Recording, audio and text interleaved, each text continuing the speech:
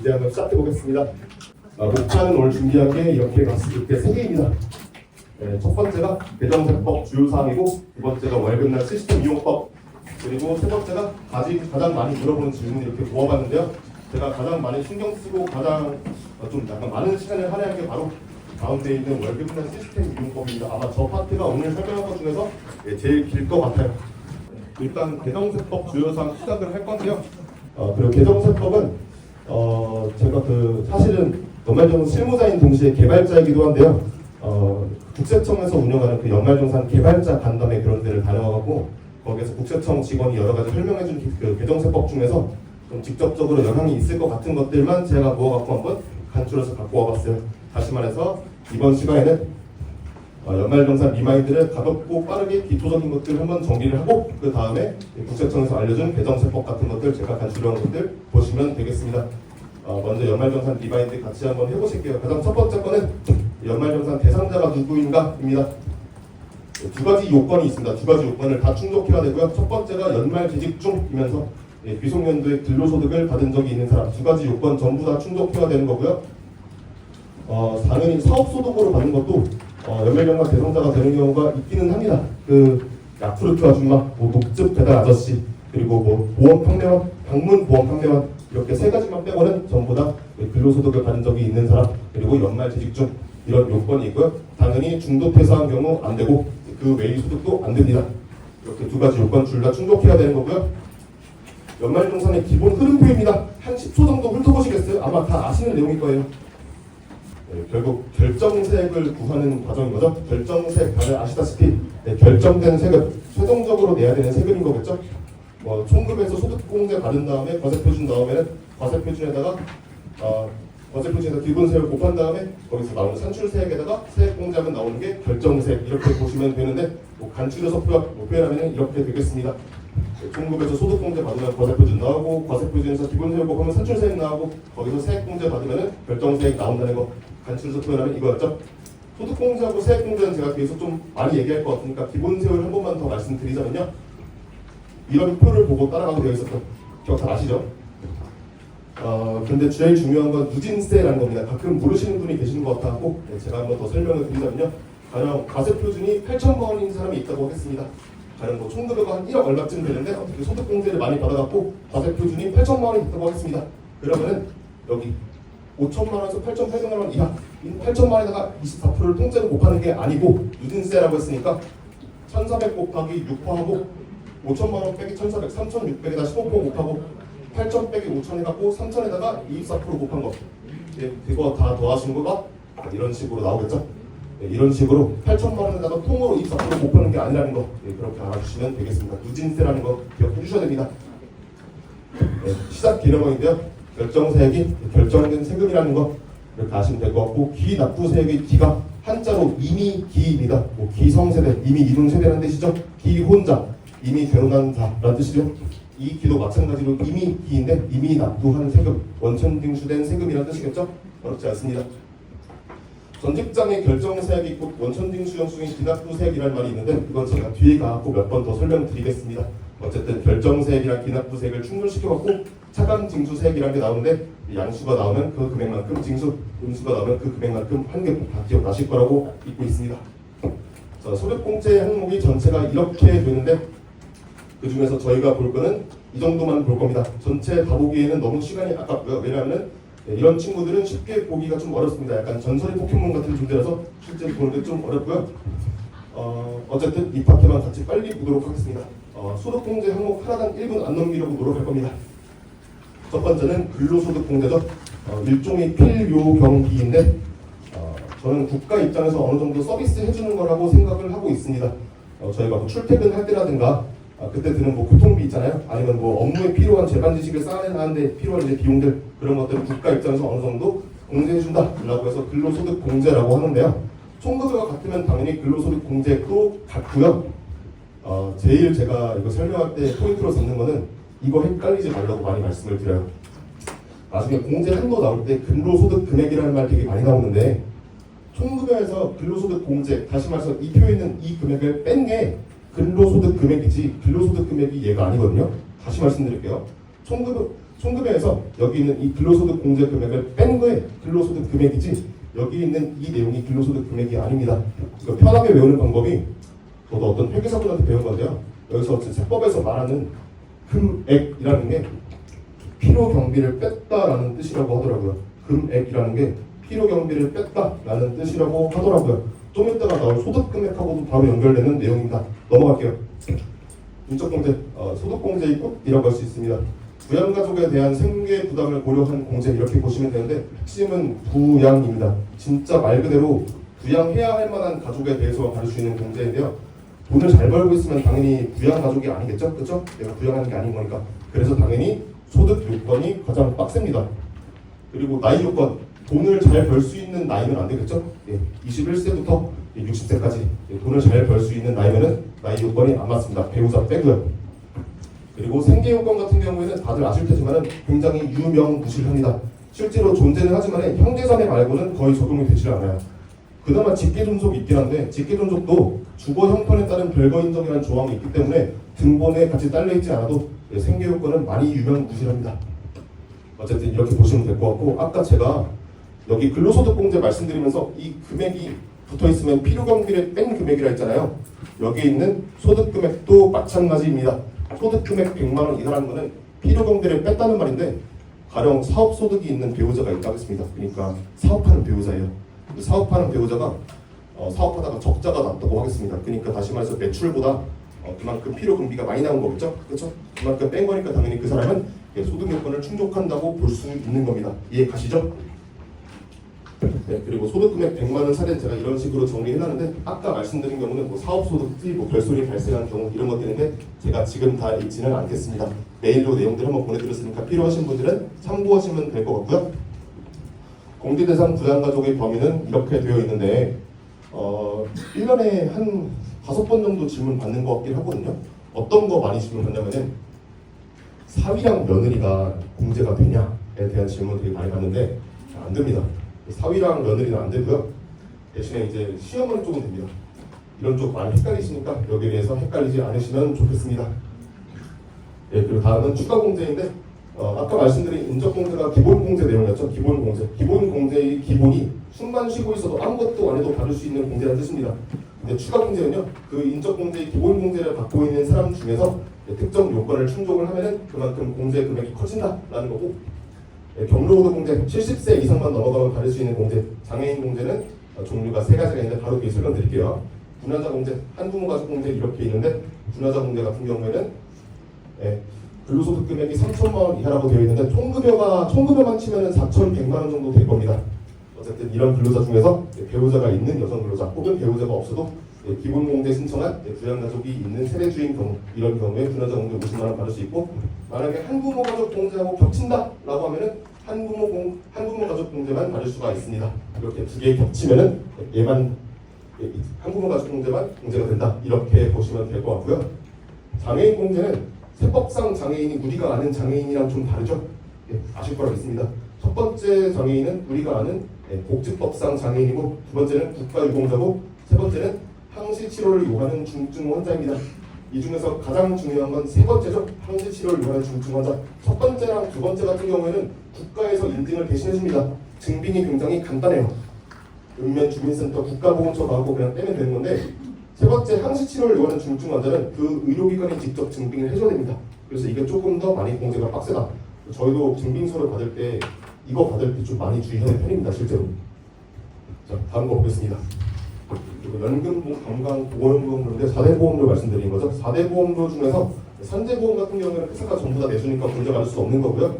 연금, 건강, 고용보험료는 근로자 단, 회사 단 이렇게 내고 있잖아요. 당연히 근로자가 낸 분만큼만 소득공제가 됩니다.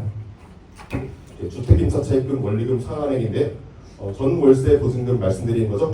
이게 법 보면은 개인 간 차입금도 있습니다. 그러니까 다시 말해서 은행한테 빌린 거 아니고 개인한테 빌린 거도 소득공제가 된다 이렇게 보시면 될 것 같은데요. 실제로 볼 수 있는 경우가 많지 않아요. 왜냐하면은 이자가 좀 많이 높아야 돼요. 실제로 이게 소득공제가 되는 경우는 그렇게 많지 않습니다. 대부분 당연히 금융기관 차입금으로 해결을 하고요. 어쨌든 제일 중요한 거는 무주택자여야 되는 건데 근로자를 포함한 군본 내 가족이 전부 다 무주택자가 된다라는 게 제일 중요합니다. 그래서 저는 주택임차 차입금 저 요건 이렇게 막 물어보잖아요. 그럼 저는 무조건 무주택자인지 먼저 따져요. 이게 제일 중요합니다. 무주택자. 다음 거 보겠습니다. 장기 주택 저당 차입금 모기지론이라고 하시는 분도 계시고요. 저는 그 주택담보대출 소득공제라고 많이 부릅니다. 주택담보대출 세법상 말하는 장기라는 게 10년, 15년 정도는 돼야 장기거든요. 어쨌든 이런 식으로 요건들이 있는데 요건을 매번 이제 근로자가 저 충족하나요라고 물어보면은 일단 저는 어떤 거 먼저 물어보냐면요. 근로자한테 한 번이라도 공제 받으신 적 있으세요를 먼저 물어봐요.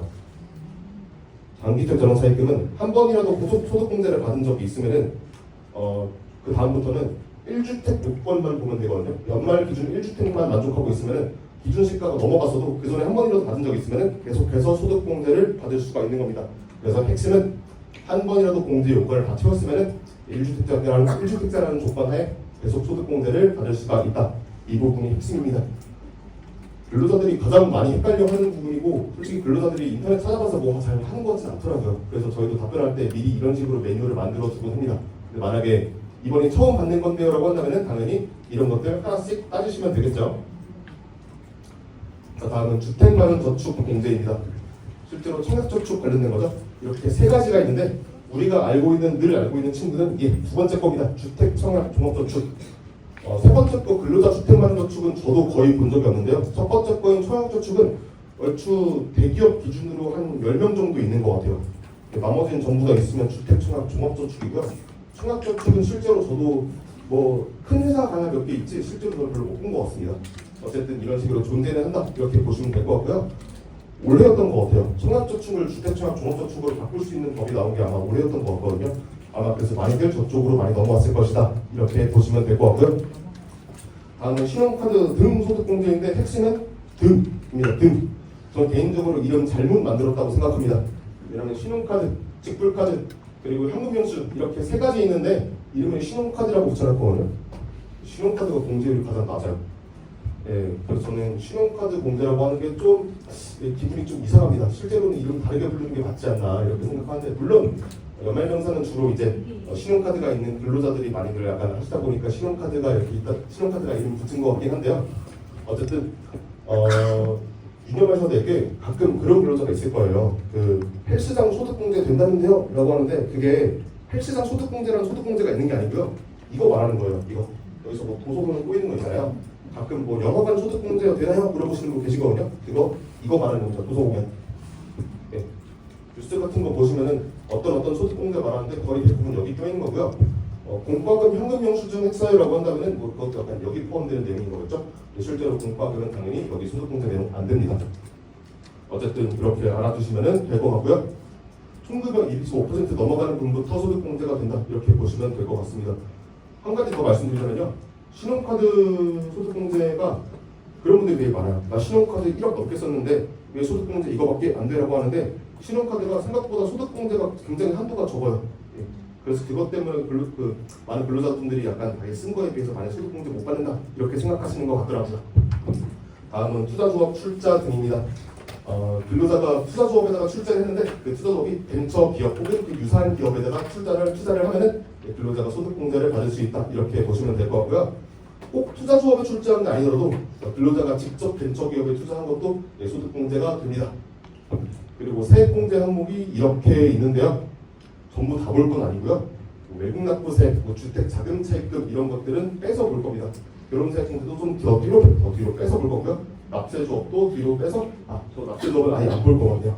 어쨌든 시작해 보겠습니다. 첫 번째는 보장성 보험인데 보장성 보험은 공적보험이랑 다르죠? 보장성 보험은 공적보험이랑 다릅니다. 아까 봤던 저희 국민보험, 건강보험도 이런 거 있잖아요. 그런 것들이랑 다른 거고 보장성 보험은 생명보험, 자동차보험 그런 거 있잖아요. 그런 것들을 보장성 보험이라고 하는데 부양가족 거 받을 때가 가장 문제예요. 본인 거 받을 때 문제 없거든요. 근데 부양가족 거 받을 때 부양가족이 기본 공제 대상자면서 피보험자여야 됩니다. 근데 문제는 피보험자라는 말이 보험마다 조금 의미가 다른데 이렇게 두 가지로 나뉘거든요. 일단 인보험이 아까 말씀드린 생명보험, 암보험 그런 거고요. 손해보험은 자동차보험 그런 건데 일단 인보험 먼저 말씀을 드리자면은 인보험은 내가 피해를 받았을 때 내 가족 이득을 볼 수도 있잖아요. 피해받는 사람하고 이익 보는 사람이 다르잖아요. 그래서 여기서는 피보험자가 실제로 다친 사람이고요. 손해보험 같은 경우에는 피보험자가 실제로 이익을 보는 사람 이렇게 보시면 될 것 같아요. 근데 정의가 달라도 어쨌거나 피보험자 얘기만 하면은 충분히 공제를 받을 수 있다 이렇게 보시면 될 것 같아요. 부담성 보험의 핵심은 이겁니다. 다음은 의료비고요. 총급여의 3%가 넘어가는 것부터 세액공제가 됩니다. 의료비 세액공제에서 볼 때 저는 항상 옛들 문제, 난임시술비 있는 분들이 요새 꽤 되는데 공제율이 30%거든요. 제가 좀 뒤에 말씀드리겠지만은 국세청이 여기에 대해서 좀 무관심한 것 같아요. 제가 나중에 설명드리겠습니다. 미수가 3천성 이상하는 생각보다 있으신 분들이 거의 없는 것 같고요. 그리고 나머지는 뭐 공제율이 이렇고 한도가 이렇다 이렇게 보시면 될 것 같습니다. 빨리 넘어가겠습니다. 의료비 핵심이 타인이 기본공단의 생각 아니면 누구의 의료비든 가져올 수 있다 이건데 이 기준을 잡고 가시면 되게 편하거든요. 되게 인터넷 찾아보시면은 말도 안 되는 헛소리들이 굉장히 많아요. 저도 그래서 매번 세무사분, 회계사분 찾아가고 막 씨름하고 알아보고 그러거든요. 근데 이 결론이 확실히 맞습니다. 의료비가 소득 요건도 없고 나이 요건도 없어요. 그래서 가끔 뭐 맞벌이 배우자 말고 다른 거 갖고 올 수 있냐 물어보시는 분들 계신데 됩니다. 그러니까 가령 연말정산을 하는 아버지 거 의료비 가져올 수 있어요. 물론 아버지가 의료비 받으시면 안 되겠죠. 사업소득이 있어서 종소세 신고하는 아버지 거 갖고 올 수 있습니다. 다 돼요. 근데 문제는 다른 사람이 이미 기본공제 대상자로 지정한 사람 거 있잖아요. 그거 의료비는 못 가져옵니다. 이 룰만 기억하시면 돼요. 참고로 생계요건도 하나 있기는 한데 생계요건은 전에 말씀드렸다시피 유명무실합니다. 아시겠죠? 다음은 교육비인데요. 보시면 여기 제가 2, 3 이렇게 되어있는데 이거에 제가 쓴 책을 이렇게 캡처해서 갖고 오다 보니까 저렇게 1이 없어진 건데 어쨌든 그건 신경 쓰지 않으셨으면 좋겠습니다. 교육비는 그 근로자 본인 거는 별로 문제가 없는데 부양가족도 항상 약간 제동이 걸리죠. 부양가족과에서 제동이 걸리는 부분이 직계존속입니다. 직계존속의 교육비는 받을 수 없고 교육비 세액공제가 안 되는데요. 그 직계존속이 장애인인 경우에만 세액공제가 됩니다. 그리고 나이 요건이 없고 소득 요건만 본다 이렇게 보시면 되고 교육비 볼 때는 항상 장애인 교육비가 전액 공제구나 이런 것도 알아두시면 좋겠습니다. 그리고 직계 비속 교육비 공제로 볼 때 저희는 이렇게 세 개를 중점적으로 많이 보거든요. 일단 첫 번째가 학원비입니다. 학원비 소득 공제가 초등학교 입학 이전까지 되거든요. 초등학교 입학 이전까지. 다시 말해서 8살 2월까지 됩니다. 8살 2월. 7살까지가 아니고요. 8살 2월까지 되는데 한번 들어보시겠어요? 이게 제대로 맞는지 들어보세요. 8살 2월에 부모님이 학원비를 1년치를 한 번에 다 긁었어요. 6월달에. 세액공제 될까요? 안 될까요? 맞아요. 다 아시네요. 이게 됩니다. 저는 알고 굉장히 이제 막 정의감이 불타올라고 이게 맞나 이러면서 세무사분한테 술 먹을 때만 말해봤는데 그게 절세지 임마 이러시더라고요. 그렇대요. 어쨌든 뭐 법적으로 그렇게 된다고 하니까 8살 2월에 된 것도 당연히 그때 몰아서 한 것도 세액공제가 된다고 한다고 세무사가 된다고 하니까 당연히 되는 거겠죠. 어쨌든 어린이집, 유치원 이런 거는 당연히 이제 논란 여지가 없는데 어린이집 같은 경우에는 인가증이 있냐 없냐가 좀 약간 여부가 좀 많이 큰 영향을 미치거든요. 유치원은 어떤 데는 인가증이 없어요. 인가증은 이렇게 생겼거든요. 영유아 보육법 시행규칙이라는 게 있는데 여기에 따른 어린이집 인가증을 발급합니다. 이런 인가증이 실제로 있는 어린이집만 세액공제가 되고요. 없으면 안 됩니다. 백화점 같은 데에 있는 어린이집 안 되고요. 가끔 그런 분들 계세요. 그 어린이집 인가증이 없는 데서 내가 영수증 받아갖고 너네한테 맡겼는데 작년에 되더라. 근데 왜 올해는 안 되냐? 라고 하시는 분들이 계시는데 그때는 그 근로자분도 몰랐고 우리도 몰랐고 국세청도 몰랐던 거니까 그냥 넘어간 겁니다. 근데 이제 그 셋 중에 하나도 알잖아요. 그럼 안 되는 겁니다. 그리고 학습지는 원칙적으로 안 되거든요. 원칙적으로 세액공제가 안 되는데 유일하게 하나 2단화가 하나 있어요. 그게 바로 밀크티라는 데인데 저도 처음에 연말정산할 때 밀크티가 된다고 우기시는 분이 계셔갖고 무슨 말도 안 되는 소리인가 하고 들어봤더니 그렇게 보여주시더라고요. 그러니까 분명히 학습지인데 이렇게 학원을 설립해 놓은 거예요. 원격 학원이라고. 이런 경우는 해줘야 됩니다. 이건 맞아요. 어쩔 수 없습니다. 어쨌든 그래서 여기까지 저는 인정을 해줄 수밖에 없었고 인정해줬고요. 다음에 기부금 보겠습니다. 기부금은 정치자금 기부금, 고향사랑 기부금, 특례 기부금, 우리 사주조합, 일반 기부금 이렇게 나뉘는데 일단 우리 사주조합 기부금은 볼 필요가 없는 것 같아요. 제가 얘기하더라도 이번 시간 맨 마지막 주에 준비된 코너 있으니까 그때 말씀드리도록 하고요. 정치자금 기부금은 주의하셔야 될 게 우리가 아는 일반적인 정치자금 정당에 기부하는 기부금 있잖아요. 그것뿐만 아니라 선관위에 기부하는 기부금 그것도 마찬가지로 정치자금 기부금입니다. 그리고 고향사랑 기부금이라고 있잖아요. 고향사랑 기부금 저는 개인적으로 타향사랑 기부금이라고 하거든요. 왜냐면 자기 고향 빼고 진짜 넣을 수 있는 거고 자기가 살고 있는 지역은 안 된다고 하더라고요. 모르시는 분도 있을 수도 있으니까 설명을 좀 드리자면은 10만 원 이하로 기부를 하면은 그 금액만큼을 전부 다 이제 세액공제 전부 다 10만 원 받을 수 10만 원 이만큼 받을 수 있거든요. 본인이 넣은 만큼이요. 10만 원 초과해서 하면 진짜 기부가 되는 거고요. 네, 어쨌든 그 10만 원 이하로 기부를 하면은 그만큼 세액공제 받는 동시에 넣은 금액이 30%만큼 담대표를 받습니다. 가령 부산 같은 데다 기부하면은 돼지국밥 세트 이런 거 받을 수가 있어요. 네, 그래서 그런 거 많이 이용하시면 좋겠고 일본이 아마 먼저 시작했을 겁니다. 일본이 많이 시작했는데 회수가 몇십 조가 거쳤나 그럴 거예요 아마. 네, 그래서 일본이 되게 성공한 거 보고 우리나라도 많이 따라한 것 같아요. 그리고 특례 기부금, 일반 기부금 이렇게 두 개 있는데 저거 두 개가 좀 헷갈리시는 분들이 많이 계시는 것 같아요. 왜냐하면 두 개가 가끔 뭐 병원 이런 데는 어떤 데는 특례고 어떤 데는 일반 기부금이에요. 근데 우리가 구분하려고 애쓸 필요는 전혀 없습니다. 왜냐하면 기부금 영수 중에 코드가 나와 있으니까 우리가 구분하려고 검색할 필요가 전혀 없어요. 다음은 자녀세액 공제입니다. 자녀세액 공제는 두 가지가 있는데 첫 번째는 애 키우기 힘들 때 국가가 도와주는 공제입니다. 만 8세부터 19세까지 그때 자녀가 이제 몇 명인가에 따라서 세액 공제를 얼마나 받을 수 있냐 이런 거고 귀속연도에 얼마나 아이가 있냐에 대한 세액 공제가 여기 있는 출산 입양 세액 공제입니다. 출산하고 입양은 동일하게 치고요. 중요한 거는 사망한 자녀도 포함을 한다는 겁니다. 가령 첫째가 있고 둘째를 낳았는데 안타깝게 둘째가 사망했다고 가정했을 때 그 다음에 낳는 아이는 셋째입니다. 셋째. 둘째가 아니고 셋째입니다. 간혹 나오는 질문이어서 알아두시면 좋을 것 같고요. 그리고 연금계좌 세액 공제입니다. 국가가 가장 많이 추진하는 세액 공제죠. 주의해야 되실 거는 핵심적으로 사람들이 가장 많이 넣는 게 IRP다라는 거고요. 그 다음으로 중요한 거는 IRP 말고 그 ISA 있잖아요. ISA 전환 금액. ISA가 이제 만기가 됐을 때 이제 전환된 금액도 함께 이제 합쳐져 갖고 세액 공제를 받을 수 있고 그게 들어오는 순간 한도도 함께 늘어난다. 이 정도만 유의하시면 되겠습니다. ISA를 제가 설명을 드리려고 한 코너를 처음에 만들었다가 뉴스 보니까 ISA를 만든 사람이 우리나라에 500만 명이 넘더라고요. 그래서 제가 설명드리는 게 너무 오지랖이라고 생각이 들었고 뺐습니다. 어쨌든 핵심은 ISA 전환 금액이 들어갈 때 공제 한도도 커지고 10% 이제 그 ISA 전환액도 당연히 추가 공제가 된다. 이 부분이 좀 많이 포인트입니다. 그 다음에 이제 공제 대상자의 범위인데요. 이제 연말정산 리마인드가 슬슬 끝나갑니다. 지겨우실 텐데 잘 들으시네요. 제가 직접 설명을 할 부분은 이렇게 두 개밖에 없습니다. 의료비는 나이 요건과 소득 요건이 없다. 네, 그래서 굉장히 쉽게 부양가족과를 갖고 올 수 있다. 이렇게 보시면 되고요. 제가 좀 많이 강조를 하고 싶은 게 하나 있는데요. 잘 들어주세요. 보장성 보험료, 의료비, 교육비 같은 경우에는요. 근로자가 원칙적으로 법적으로는요. 근로자가 직접 그 사람 거를 내줬어야지 세액공제가 돼요. 다시 말씀드릴게요.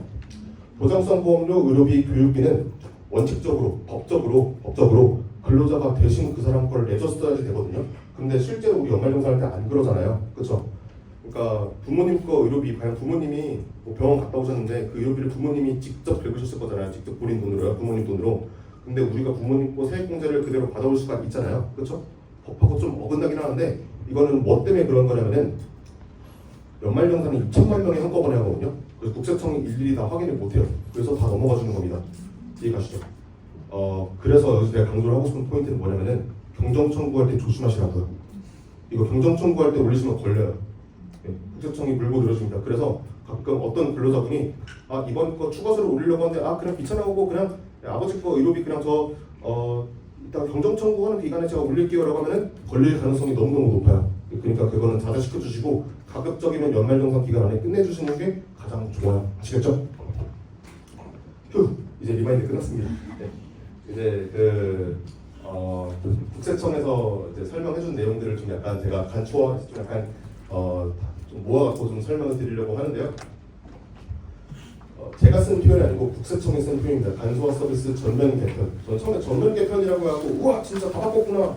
전면 전부 이렇게 생각했는데 나중에 알고 보니까 전면이 이제 안면에서 전면인가? 라고 그 정도로 크게 바꾸진 않았더라고요. 예. 물론 이제 엄청난 도움이 될 만한 좋은 기능을 넣어놓은 건 사실이에요. 예, 근데 그렇다고 해서 전면이라고 제가 그렇게 말해주고 싶진 않더라고요. 어쨌든 같이 한번 읽어보겠습니다. 첫 번째 거. 간소화 서비스를 개선하여 소득 금액 100만 원 초과하는 부양가족의 공제 자료는 원천 배제하고 제공. 이 시간 맨 마지막에 제가 국세청 추진 탑 11을 말씀드릴 거거든요. 근데 국세청이 추진하는 가장 많이 추진하는 거 탑 1이 소득 금액 100만 원 초과 부양가족이에요. 그래서 국세청이 좀 답답했나 봐요. 그래서 이번에 국세청이 알아서 전산 차원에서 국세청 PDF 다운받을 때 소득 초과하는 부양가족이 누구인지 알려주고 그리고 그 부양가족에 대해서는 국세청 PDF를 가져올 때 의료비하고 장애인 특수교육비만 갖고 오게 하겠다라고 해놨어요. 되게 좋은 시스템이죠. 그래서 저도 보면서 되게 감탄을 했거든요. 실제로 여러분들이 그 간소화 서비스 갖고 볼 때 소득 초과한 부양가족이 있으면 이렇게 뜹니다. 소득 초과 여부에 Y가 떠요. 되게 편하죠. 그래서 이 사람 자료가 의료비하고 장애인 교육비 말고 안 따라와요. 되게 좋죠. 왜 이렇게 막 전면 개편 그렇게 말인지 알 것 같아요. 실제로 전면 아니겠는데 이런 식으로 또 국세청에서 저희한테 또 압박을 한 게 있는데요. 소득금액 100만 원 초과가 굉장히 좀 많이 심한 애로사항인가 봐요. 그쪽에서 되게 많이 고통을 겪었나 봐요. 그래서 저희한테 부탁을 한 게 소득 요건 100만 원 초과하는 부양가족으로 체크를 할 때 있잖아요. 부양가족 내 부양가족 누구누구가 있는데 소득금액 100만 원 초과한다라고 체크 표시를 할 때 반드시 경고창을 한번 띄워달라고 하더라고요. 진짜 100만 원 넘는 거 맞습니까? 라고 한번 울음이 뜨는 걸 한번 띄워달라고 하더라고요. 우리 회사 페이지로 치면 이겁니다. 여기에서 100만 원 체크 표시 딱 하는 순간에 바로 이런 경고문이 한 번쯤 나오게 하면 좋겠다라는 게 바로 국세청의 부탁이었어요. 그래서 저희도 그렇게 개발을 끝냈고요. 그리고 한 가지 더 정리를 하자면요. 국세청이 이렇게 친절하게 서비스를 제공했지만 이게 온전하지가 않아요. 왜냐면 이게 제가 봤을 때 전반기 자료만 갖고서 소득금액 100만 원 초과를 논하는 것 같거든요. 그래서 이런 식으로 이 사람이 만약에 초과 여부에 Y가 떠 있잖아요. 그러면 이 사람은 당연히 소득금액 100만 원 초과하는 거라고 아시면 되는데 그렇다고 해서 이 사람들이 100% 소득금액 100만 원 초과를 안 했다라고 보장할 수가 없어요. 후반기 자료를 봤을 때 모르는 거잖아요. 갑자기 11월에 이자 배당 소득이 막 잔뜩 생길 수도 있고, 그렇죠? 그래서 여러분들은 이렇게 하시면 됩니다. 소득금액 100만 원 초과자로 체크가 된 경우, 이런 경우는 그냥 빼도 박도 안 하고 무조건 소득문건을 충족하지 않는다 이렇게 보시면 되는데 소득금액 100만 원으로 체크되어 있지 않은 경우에 이런 경우도 100% 충족한 거 아니고 뭐 가능할 수도 있고 안 될 수도 있다 이렇게 보시면 될 것 같아요. 좀 많이 중요한 내용이니까 제가 이렇게 좀 일식하게 키워갖고 한번 써놨습니다. 잘 참고해주세요. 이제 그 개정세법 말씀드릴 건데요. 제가 지금부터 갖고 오는 개정세법 내용은 전부 다 이번 연말정산에 적용되는 내용입니다. 다시 말씀드릴게요. 제가 지금부터 보여드리는 이 내용들은, 이 개정세법 내용들은 이번 연말정산에 반영되는 내용들입니다. 반영 안 되는 거 안 갖고 왔어요. 다음 연말정산에 적용되는 거는 이번에 안 갖고 왔습니다. 첫 번째는 장기주택 저당차입금에 대한 소득공제 내용인데요. 일단 한도가 300에서 1800에서 600에서 2000으로 바뀌었습니다. 이렇게 바뀐 거고요. 저는 개인적으로 한도는 그렇게 막 엄청 많이 늘었다고 생각하지는 않습니다. 저는 여기서 또 여기 한도 는 건 솔직히 말해서 그렇게 크다고 생각하지 않는데 좀 크게 좀 약간 제가 봤던 거는 기준시가 요건이 5억에서 6억으로 바뀐 겁니다. 기준시가 요건이 5억에서 6억으로 바뀐 겁니다. 하지만 다시 말씀드리지만은 장기주택 전원사입금을 한 번이라도 소득공제 받고 있었으면은 계속 받을 수가 있죠, 그렇죠? 네, 그분 아시면 좋겠습니다. 그리고 이것하고 연결되는 게 바로 대환대출입니다. 작년에 한번 이슈가 있었어요. 그 대환대출 뭔지 아시죠? 그 원래 주택담보대출 갖고 있다가 은행 갈아타는 거 있잖아요. 네, 대환대출에 대한 이슈가 작년에 있었는데 대환대출의 경우에도 소득공제가 되느냐라고 했을 때 저희가 판단하기에는 아무리 봐도 되는 것 같은 거예요. 근데 된다고 하는 게 굉장히 명확하게 나와 있지는 않았어요. 어느 정도는 맞는 것 같은데 이게 아닐 리가 없는데 근데 일단 해주는 게 그래도 맞지 않나? 이건 무조건 맞을 것 같긴 한데 확신은 없고 약간 이런 경우 있었는데 국세청 피셜로 됩니다. 무조건 돼요. 근데 그 조항이 기존에 조금 모호하게 있던 부분이 있어갖고 수정을 했다고 하시더라고요. 직접 상환이란 말을 직시 상환으로 바꾸면 조금 더 명확해질 것 같다고 해서 이렇게 바꿨다고 하시는데 어떤 식으로 명확해진 건 솔직히 잘 납득이 가지 않지만 뭐 어쨌든 국세청님께서 그렇게 말씀하시니까 저는 이해하고 있습니다. 네, 다음은 결혼세액공제인데요. 이번에 새로 신설된 부분인데 당연히 이제 올해 2024년 혼인신고분부터 되는 거고 사실혼 안 되고 법률혼만 가능합니다. 혼인신고일이 기준이 되는 거고요. 제가 보도자료를 보고 하나 놀라웠고 제가 국세청에 문의한 게 있었는데 보도자료 나갈 때 이 결혼세액공제 나온다고 했을 때 보도자료하고 신문 기사로 부부 합산 100만 원이라는 기사가 나갔거든요. 근데 그게 오해하기 딱 좋아요. 왜냐하면 부부 한 명당 50만 원이 한도씩인 거지 이게 맞벌이 배우자가 아니 외벌이 배우자가 50만 원, 100만 원, 50만 원, 50만 원 했고 100만 원을 몰아서 받는 게 절대 아니거든요. 인당 50만 원이 한도인 게 확실히 맞습니다. 제가 혹시 몰라갖고 국세청에서 물어봤어요. 답변도 잘 받았거든요. 인당 50만 원 한도인 게 맞습니다. 헷갈리시면 안 됩니다. 올해 좀 많이 물어볼 수도 있어요. 대기업 계신 분들은 특히 많이 경험하실 것 같거든요. 그때 여기 한번 딱 바꾸셔갖고 인당 50만 원이 한도가 확실하다고 말씀해 주시면 됩니다. 그리고 당연히 2024년 올해부터 혼인신고한 분부터 된다 이렇게 아시면 되고요. 그 다음은 자녀세액공제가 개정이 되는데 애 키우기 힘든 나이라고 아까 제가 말씀드렸잖아요. 만 8세부터 19세까지 그 분들에 대해서 이렇게 좀 약간 어느 정도 소득 세액공제 받는 금액이 늘어났다라고 보시면 될 것 같은데 핵심은 저는 그게 아니고 손자녀가 추가됐다는 게 핵심인 것 같아요. 기존까지는 손자녀가 안 됐거든요. 이제 손자녀가 세액공제 받을 수 있게 됐습니다. 다음은 기부금 공제율 한시 상향이고요. 기부를 엄청나게 많이 하신 분들 3천만 원 초과해서 하신 분들은 공제율이 40%까지 올라왔다. 파이팅 하시고요. 다음은 의료비 세제 지원 강화인데 총 두 가지가 있습니다. 두 가지 항목입니다. 일단 첫 번째 거 우리한테 가장 영향이 클 것 같은 거 먼저 말씀드릴게요. 산후조리원입니다. 원래 산후조리원이 세액공제가 원래 됐어요. 원래 됐습니다. 근데 1907천만 원 요건이 있었거든요. 근데 산후조리원 비용이 아시다시피 좀 세잖아요. 사실 1907천만 원 요건이 좀 많이 걸림돌이었어요. 그래서 이번에 산후조리원 지급하는 비용 이거 200만 원 세액공제 받을 때 1907천만 원 한도가 없어졌어요. 1900와 관계없이 받을 수 있습니다. 한도 없어졌어요. 이게 좀 이번에 많이 클 것 같아요. 다음은 원래 공제 한도가 없는 이제 사람들이 있는데 의료비가요. 근로자 본인 그리고 65세 이상인 부양가족 장애인까지만 원래 이렇게 공제 한도가 없었는데 이번에 6세 이하의 부양가족도 추가됐습니다. 이렇게 하시면 될 것 같고 다음은 주택청약 종합저축 한도인데요. 아까 제가 청약저축이 세 가지가 종류가 있어요. 첫 번째가 청약저축, 두 번째가 종합, 세 번째가 근로자 마련저축. 근데 사람들이 가장 많이 쓰고 있고 우리가 일반적으로 청약저축이라고 한다면 일반적으로 말하는 게 바로 종합이죠. 종합. 이게 한도가 늘어났습니다. 그 공제 한도가 300만 원까지 납입 한도가 300만 원까지 늘어났다. 이렇게 아시면 될 것 같고요. 다음은 월세 세액공제입니다. 이번 연말정산 개정세법 중에서 뭐가 가장 커라고 물어보면 전 무조건 이거 말합니다. 얘가 제일 커요. 전 처음에 이거 보고 굉장히 이제 살이 떨렸거든요. 왜냐면 우리 회사 그 데이터 뒤져보면은 1907점부터 8점까지 계신 분들이 꽤 돼요. 근데 갑자기 그분이 이번에 추가가 된 거거든요. 월세 세액공제를 받을 수 있게끔. 물론 좋은 일이긴 하지만은 그 차감인주세 차이가 이제 작년하고 좀 많이 나겠죠. 그럴 것 같아요.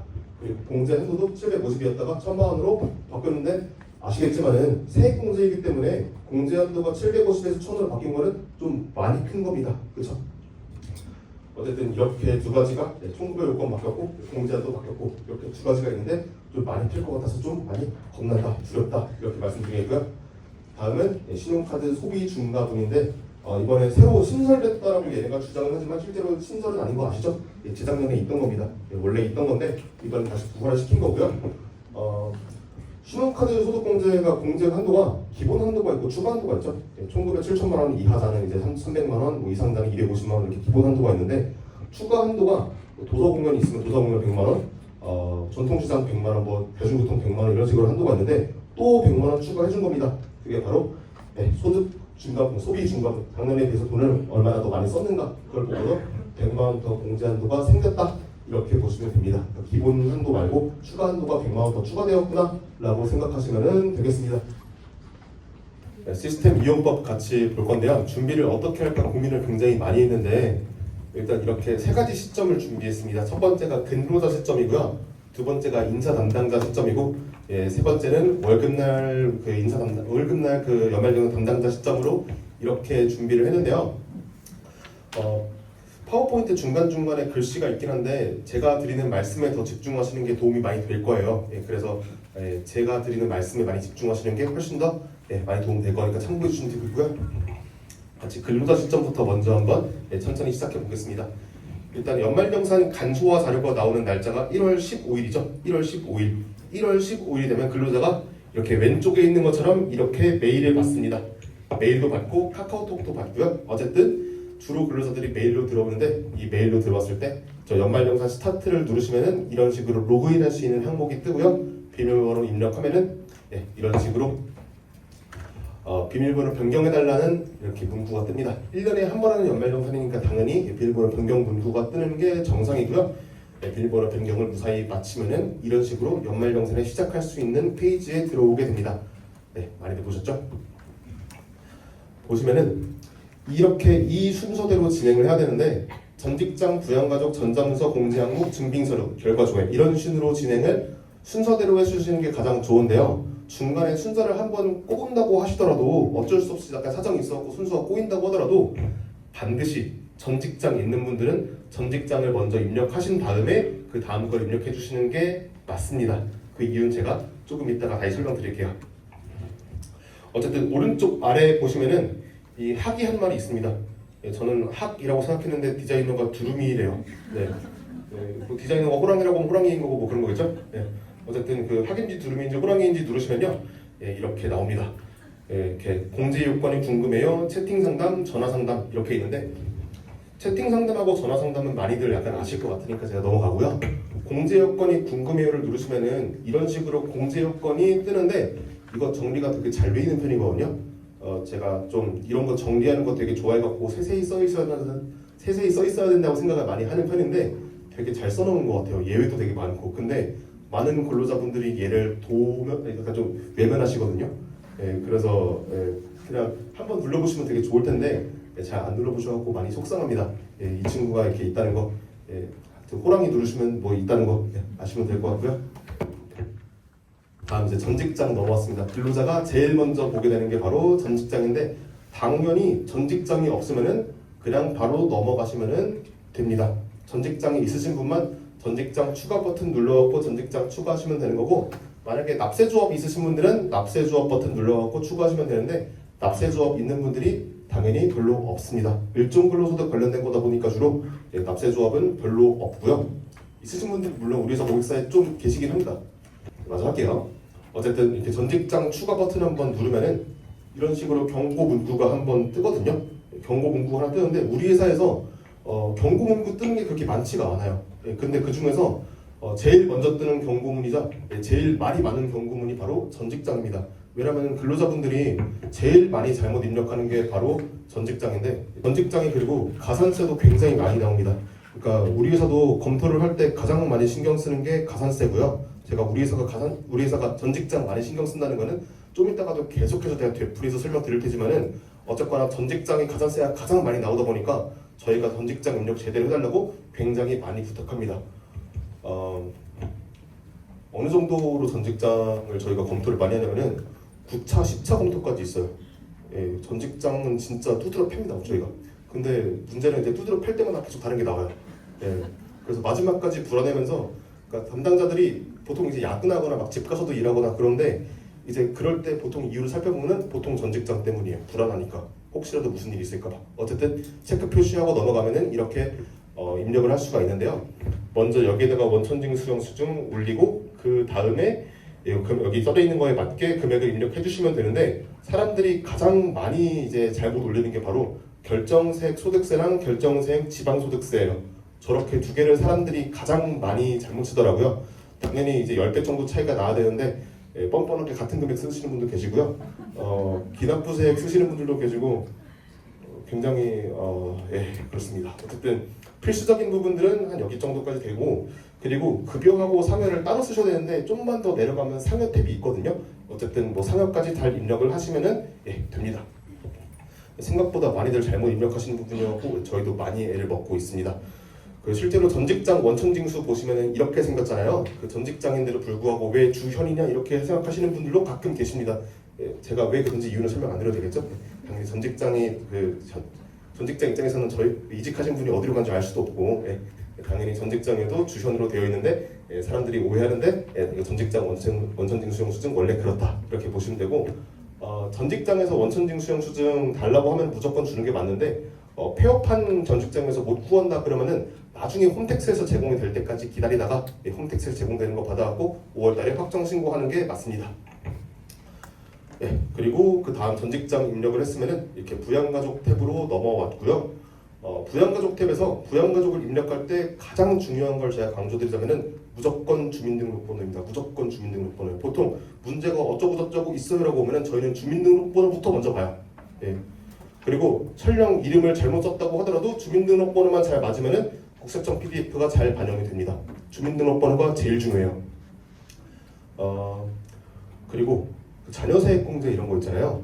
저희는 뭐 자녀세액공제 이런 거 선택해서 할 수 있는 게 아니고 이렇게 주민등록번호 잘 맞아 떨어지면은 그리고 이렇게 기본공제 체크까지 잘 되면은 알아서 자녀세액공제가 되게끔 합니다.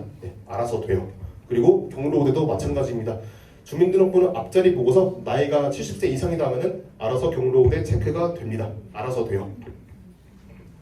외국인 주민등록번호 뒷자리가 5, 6, 7, 8로 시작하면은 알아서 외국인 체크 됩니다. 알아서 돼요 이것도. 중요한 거는 여기서 또 한 가지 말씀을 드리자면요. 아까 말씀드렸다시피 제일 중요한 거는 이제 그 주민등록번호고 두 번째로 중요한 거는 장애인 체크입니다. 장애인 체크.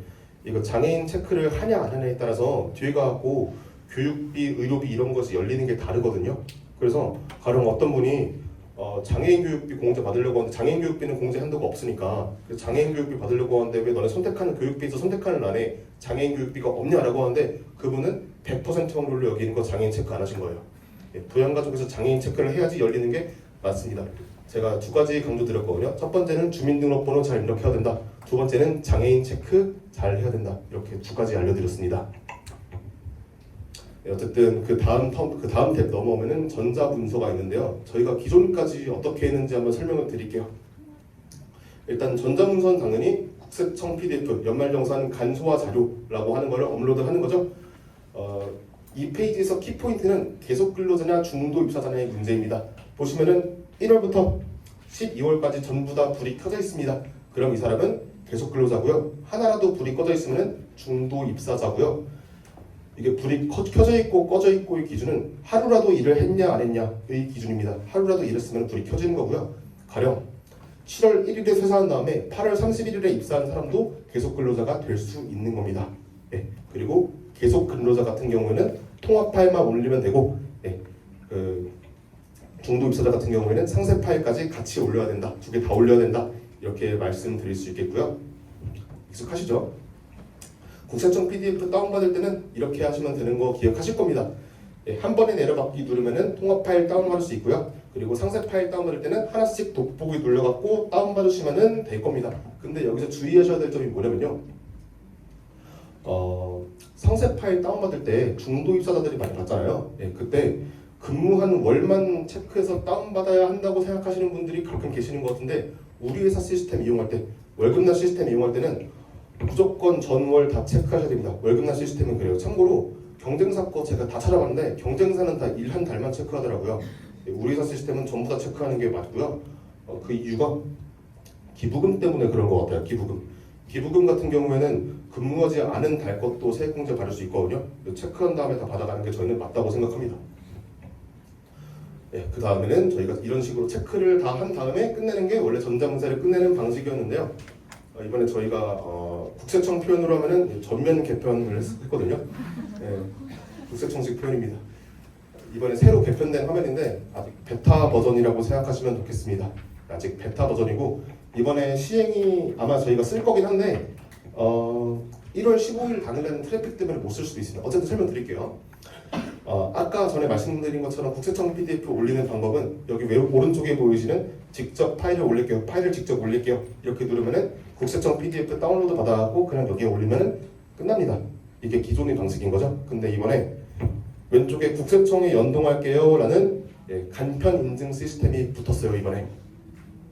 예, 그래서 저거를 누르면은 이런 인증 화면이 뜨고요. 이걸로 한번 뭐 카카오톡이나 뭐 토스 이런 걸로 한번 받으셔갖고 예, 인증을 한번 받으시면은 예, 이런 식으로 예, 내용이 업로드돼서 뜨도록 하는 게 저희 목표입니다. 목표. 네, 일단은 기술이 되는 건 일단 확인했으니까 저희도 당연히 1월 15일까지 되도록 노력을 할 거고요. 저희 예상에는 일단 기술력은 괜찮은 것 같긴 한데 기술력은 문제 없는 것 같긴 한데 그 1월 15일 날에 국세청 트래픽이 좀 많이 문제가 있어요. 네, 많이 문제가 있거든요. 많이 경험해 보셨을 텐데 난 로그아웃하기 싫은데 자꾸 로그아웃 시키거든요. 국세청이. 예, 그게 그 국세청 그 자료 다운받을 때 그 시즌부터 걔네가 그래요. 그래서 아마 이 API 트래픽이 막힐 것 같아갖고 그때 저희 회사 고객이 20만 명이 넘어가요 연말 정산이. 근데 그때마다 이제 이거 다 같이 신청 같이 API로 20만 개가 훅 가면 그게 거의 디도스 공격이에요. 그래서 아마 국세청 쪽에서 좀 많이 뭐 약간 고통스러워하지 않을까 이렇게 예상하고 제 예상으로는 이번에 쓸 수 있을 것 같은데 트래픽 때문에 아마 제대로 쓸 수 있는 게 1월 17일 그때부터일 수도 라는 생각이 듭니다. 네, 어쨌든 되면 이제 모바일 페이지에도 당연히 붙을 예정이고요. 네, 현재 개발 중이라고 생각하시면 되겠습니다. 베타 버전이라고 그냥 생각해 주시면 되겠습니다. 네, 저희도 어쨌든 전면 개편했습니다. 다음 보장성 보험인데요. 국세청 PDF에서 한 가지 약간 눈에 띄는 사항이 하나 있어요. 제가 아까 보장성 보험 제가 한번 설명드릴 때 피보험자 요건이 정말 중요하다고 말씀드렸잖아요. 그렇죠? 국세청 PDF에도 피보험자가 누군지 잘 나와 있습니다. 제가 지금 이름은 누군지 마스킹 해갖고 안 보이는데 어쨌든 피보험자가 누군지, 피보험자가 그 기본공제 대상자인지 뭐 이런 식으로 요건 체크를 할 수 있게끔 이게 국세청 PDF 열어보면은 이렇게 보장성 보험 안에 피보험자가 누구인지 알 수 있다 이렇게 보시면 될 것 같아요. 주피보험자, 종피보험자 모두 피보험자입니다. 네, 이런 식으로 보험료 안에 내용이 딸려 들어가는 거, 국세청 내용이 딸려 들어가는 거 이렇게 보시면 될 것 같고요. 국세청 외로 보장성 보험료가 들어가는 경우는 거의 없어요. 네, 거의 대부분 다 국세청 PDF에 있고요. 네, 존재가 하긴 하는데 저도 많이는 못 봤어요. 네, 1년에 한 10개 보나? 네, 그렇습니다. 다음은 이제 의료비 볼 건데요. 의료비 저희 국세청 PDF 내용 그대로 따라오기도 하는데 일단은 저희 시스템 보실 때 가장 중요하게 봐야 될 게 이겁니다. 총급여 3% 이하는 의료비 공제가 불가능합니다 라는 문구와 함께 총급여의 3% 이하가 얼마인지가 나와 있어요. 네, 그래서 저거 보시면서 근로자가 왜 저 의료비 넣었는데 왜 금액 안 떠요? 라고 할 때 3% 미만이시네요 라고 할 수가 있습니다. 네, 이거 많이 참고해서 보시면 도움 많이 될 것 같고요.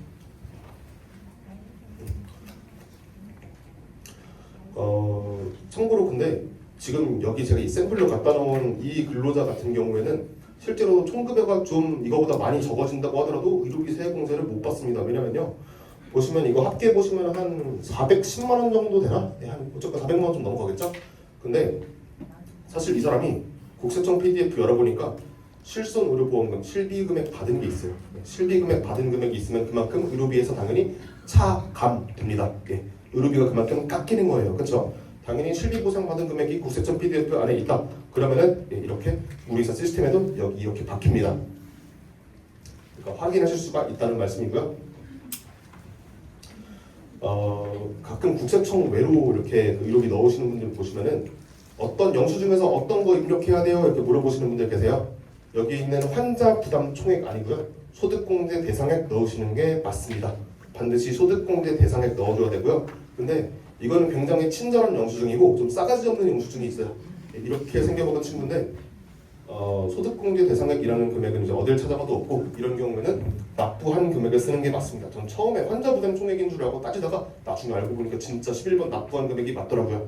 얘가 맞습니다. 예. 다음은 교육비인데요. 교육비는 그냥 교육비 있으면 국세청 외로 금액 넣어주시면 되는데 중요한 거는 교육비 분류할 때입니다. 교육비 분류. 아까 한번 말씀드렸는데 한 번 더 말씀드릴게요. 교육비 핵심 중 하나가 장애인 교육비인데 장애인 교육비 같은 경우에는 여기에서 교육비 분류해서 장애인을 선택하고 싶은데 장애인이 안 뜨는 분들이 계시는데 이제 그분들은 부양가족 탭에서 장애인 체크를 안 해서 그렇다. 장애인 체크하면 무조건 뜬다. 이렇게 말씀드릴 거고요. 보시면 샘플에서 아마 이 두 분이 공개 대상자 아닌 보이잖아요. 이 두 분은 아마 직계 존속일 거예요. 직계 존속. 직계 존속의 교육비는 세액공제 받을 수 없잖아요. 네. 근데 받을 수 있는 유일한 경우이죠. 장애인이면 가능하죠. 그래서 이것도 마찬가지로 부양가족 탭에서 부모님을 장애인으로 체크를 했다. 그러면은 공대 대상자 아님이 풀리고 이런 식으로 적을 수 있는 금액이 나타납니다. 괜찮죠?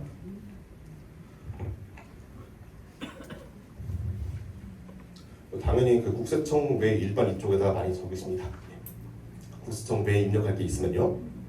자, 그리고 국세청, 그리고 기부금인데 국세청 금액이 지금 이분은 독특하게 700만 원 있으시거든요. 근데 기부금이 국세청으로 딸려온 경우가 그렇게 엄청나게 많지는 않아요.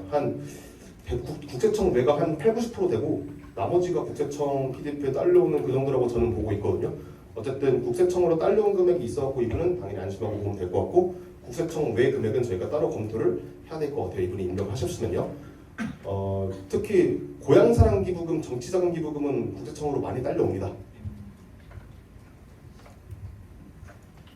어쨌든 금액 입력했다 이렇게 보시면 되시고 헷갈리시는 게 있는데 여기서 보시면 당해년도 공제 가능 금액이라는 말이 있어요. 당해년도 공제 가능 금액이라는 게 있는데 이게 그 기부금 전체 입력하신 이 내용 중에서 이제 그 공제 가능한 금액이 아니고 2월 기부금 중에서 공제 가능한 금액이라는 뜻이에요.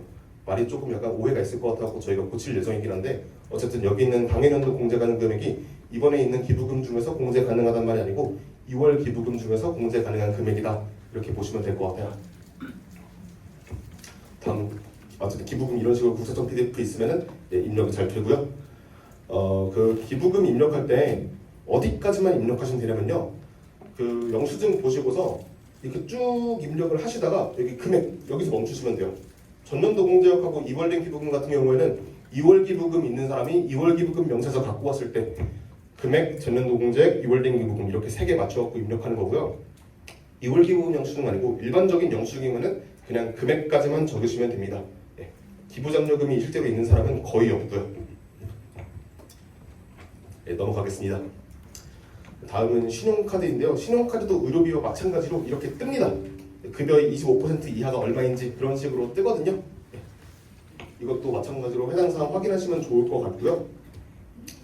그 국세청 PDF 열어보시면은 이런 식으로 뭐 도서공연, 대중교통, 전통시장 이런 식으로 얼마인지 되게 세세하게 나와 있습니다. 이런 것들 다 이런 식으로 잘 반영이 되는데 이 오른쪽에 보시면은 신용기업병비, 직불기업경비, 회사 입력 이렇게 되어 있죠. 이거는 그 저희한테 자료 전달 서식 넘겨주실 때 근로자가 쓴 그 경비 처리한 금액 있잖아요. 경비 처리한 금액, 그 금액이 여기에 올라간다고 보시면 됩니다. 그리고 국세청 PDF 중에서 유일하게 수정이 가능한 게 현금 영수증 부분이다 이렇게 생각하시면 되거든요. 딱 4일 수정 가능한데 딱 4일 1월 15일부터 1월 18일까지 딱 4일 수정 가능한데 영수증 발급기관으로부터 국세청이 자료를 받아갖고 1월 20일부터 다시 이렇게 수정된 자료를 준다 이렇게 보시면 될 것 같아요. 이거 말고는 국세청 PDF가 수정이 안 된다 이렇게 보시면 되는데요. 여기 있는 이 일정 있잖아요. 이거 작년 일정입니다. 올해 일정 아니에요. 헷갈리지 않으셨으면 좋겠습니다. 작년도 잘 갖고 오다 보니까요. 올해는 이거 아직 국세청이 안 내갖고 제가 못 갖고 왔는데 어쨌든 이거 작년 자료지만은 올해도 이렇게 할 겁니다. 국세청 PDF 중에서 유일하게 수정 가능한 게 현금 영수증이고 우리도 국세청 PDF를 다시 받으면은 수정 가능이 된다 이렇게 하시면 되고요. 주택자금입니다. 주택자금 들어와서 보시면은 이런 식으로 총급여가 7천만 원 넘어가시는 분들 이제 8천만 원이 근데 월세거든요. 이런 식으로 총급여 요건이 안 맞으면은 처음부터 입력조차 못하게 뜹니다. 조건이 맞지 않아, 조건이 맞지 않아. 이런 식으로 아예 입력조차 못하게 뜨고요. 만약에 국세청 PDF 안에 주택임차 차입금이나 장기주택 전환 차입금 내용이 있어도 요건이 안 맞으면은 그 공제를 못 받거든요. 그래서 저희가 요건 맞는지 한번 공제를 체크를 한번 합니다. 이렇게 문답이 있어요. 이 문답을 패스를 해야 되고요. 국세청 PDF 안에 내용이 있다고 하더라도 반드시 공제를 받을 수 있는 건 절대 아닙니다. 어쨌든 여기는 이 문답까지 다 패스를 하면은 그 다음에 이렇게 국세청 PDF의 내용이 꽂히게 되어 있습니다. 저 문답이 살짝 맞지 않는 거 아닌가라고 생각하실 수도 있는데 저 문답이 가끔 틀리다고 생각하는 분도 계세요. 근데 되게 저명한 그 회계사분이 짜주신 거거든요. 연말정산 쪽에서 되게 유명하신 회계사분이 계세요. 그분이 직접 따주신 거 같고 저희도 별로 여기에 대해서 의심을 하고 있지는 않고 저희도 직접 확인해 봤을 때 걸리는 부분이 있지는 않습니다. 이런 식으로 그 국세청 PDF에도 장기주택 전환 차입금이 있는데 보시면은 차입금, 고정금리 차입금, 비거치식 이런 식으로 요건이 다 맞춰서 나와 있습니다. 다음은 이제 기타 탭으로 넘어가는 기타 탭에 있는 뭐 연금저축 이런 거 입력할 수 있는 부분이 있는데요. 보시면 이런 식으로 국세청에 있는 내용이 그대로 따라 들어오게 되어 있습니다. 그리고 여기 보시면은 ISA 만기 전환 금액 있죠. 아까 제가 그 연금저축 한번 설명드릴 때 ISA 계좌가 좀 중요하다고 말씀드렸잖아요. 국세청도 그걸 알아서 당연히 국세청 PDF를 처음 만들 때부터 이런 식으로 IS 계좌 만기 전환 금액을 넣어놨다 이렇게 하시면 될 것 같아요. 국세청 PDF에 어떤 거 딸려오는지 아시면 좀 많이 도움 되거든요. 이런 거 보시면 좋겠습니다. 마지막으로 증빙서류 되는데 컴퓨터에서 이거 눌러갖고 문자로 이렇게 문자 이용하셔갖고 파일 업로드 충분히 가능하고요. 최종 연말정산 이런 식으로 다 끝내고 오시면은 한번 서명하면은 이 페이지 넘어오거든요. 자, 근데 서명하기를 한 다음에 이 페이지 넘어오면은 그 앞부분 수정이 안 돼요. 그래서 수정하고 싶으시면은 연말정산 초기화 버튼 누른 다음에 수정하셔야 됩니다. 예, 아시죠? 그리고 보시면은 왼쪽에 모의 계산 이렇게 떠 있는데 이거는 이 사람이 지금 넣은 결과를 우리가 아직 검토하지 않았으니까 검토하기 전 결과 값이다 이렇게 나오는 거고요. 저희가 검토가 끝나게 되면은 이렇게 월급날 검토 이런 식으로 바뀝니다. 보시면은 모의 계산 떠 있다가 이 개미 떠 있다가 월급날 검토 호랑이 떠 있죠. 이렇게 보시면 되고요. 보시면 살짝 차이점이 검토 기간이 끝난 다음에는 연말정산 초기화 버튼이 있는 게 아니라 추가 서류 제출이라는 버튼이 있습니다. 그 추가 서류 제출 통해 갖고 추가 서류를 낼 수가 있는데 어쨌든 근데 근로자가 궁금할 거 아니에요. 자기 그 전 결과가 이랬었는데 후 결과가 이렇게 바뀌었는데 어디가 바뀐 건가 궁금할 때는 결과 상세 보기 눌러서 이런 식으로 어디가 바뀌었는지 확인하시면 됩니다. 저희가 수정할 때 이런 식으로 수정된 내역들 많이 써놓거든요. 이런 식으로 어디가 바뀌었는지 보시면 되는데 주로 검토를 하면은 당연히 그 소득공제, 세액공제 받는 금액이 깎입니다 주로. 그래서 그때마다 이제 화가 난 상태로 저희한테 전화를 많이 하시는데 제가 있는 건 아니고 어쨌든 그렇습니다. 저희는 정직하게 해야 되니까요. 어쨌든 그리고 여기서 추가 서류 제출 버튼을 누르시면은 이런 식으로 추가 서류 접수하면서 추가 서류 글을 쓸 수 있는데 여기서 주의하셔야 될 거는 글을 한 번에 2개까지밖에 못 써요. 글을 한 번에 2개까지밖에 못 쓰고요. 만약에 2개 써버렸는데 하나 더 쓰고 싶다라고 하면은 관리자한테 전화하셔갖고 저희한테 전화하셔갖고 지금 올라온 거 하나 뭐 승인해주는 거 반려준지 해라 라고 해주시면은 저희가 승인 혹은 반려 처리하면은 그런 글 하나 더 쓰실 수 있습니다. 사실 제일 추천드리는 거는 한 번에 그냥 다 올리시는 거예요. 그것도 충분히 되니까 한 번에 다 올리셔도 됩니다. 어쨌든 이런 식으로 추가 서류 낼 수가 있고요. 이건 제가 마지막으로 하나 끼워 넣은 건데 이거 설명을 드릴까 말까 하다가 설명드리는 게 아무리 봐도 맞는 것 같아서 한 번 더 설명을 드리려고 하거든요. 무슨 말인지 한번 설명을 드릴게요. 보시면은 의료비에 아예 체크박스가 없고 X로 막혀있죠. 오른쪽입니다. 오른쪽 아래에요. 의료비에 체크박스가 아니라 X로 막혀있죠. 이거 세법적으로는 틀린 거죠. 그렇죠? 의료비는 당연히 소득 요건하고 나이 요건 안 보니까 당연히 이게 원래 뚫려 있어야 맞는 건데 저희가 막아놓은 케이스가 하나 있어요. 뭐냐면은 직계비속이 나이가 어린 미성년자예요. 근데 소득 금액 100만 원에 체크가 안 돼 있는 건데 이거 체크가 안 돼 있으면은 소득 금액이 있다는 거잖아요. 그렇죠? 미성년자가 돈을 벌고 있다라고 이런 식으로 체크가 되는 경우가 있는데 실제로 이런 경우가 어떤 경우냐면은 대부분이 배우자하고 의논을 하다가 누가 기본공제 받지라고 하다가 이 사람 말고 배우자가 받게 되는 경우거든요. 배우자가 이제 그 직계비속의 기본공제를 가져가는 경우거든요. 근데 그 경우에 실수로 이 근로자가 떠 있으니까 여기다 의료비 체크를 해버리잖아요. 그럼 부당공제가 됩니다. 근데 이런 경우가 엄청 많았어요. 그래서 저희가 원천적으로 막아버리려고 실제로 진짜 소득이 있으면 저희한테 문의를 해갖고 뚫어줄 수 있게끔 해놨거든요.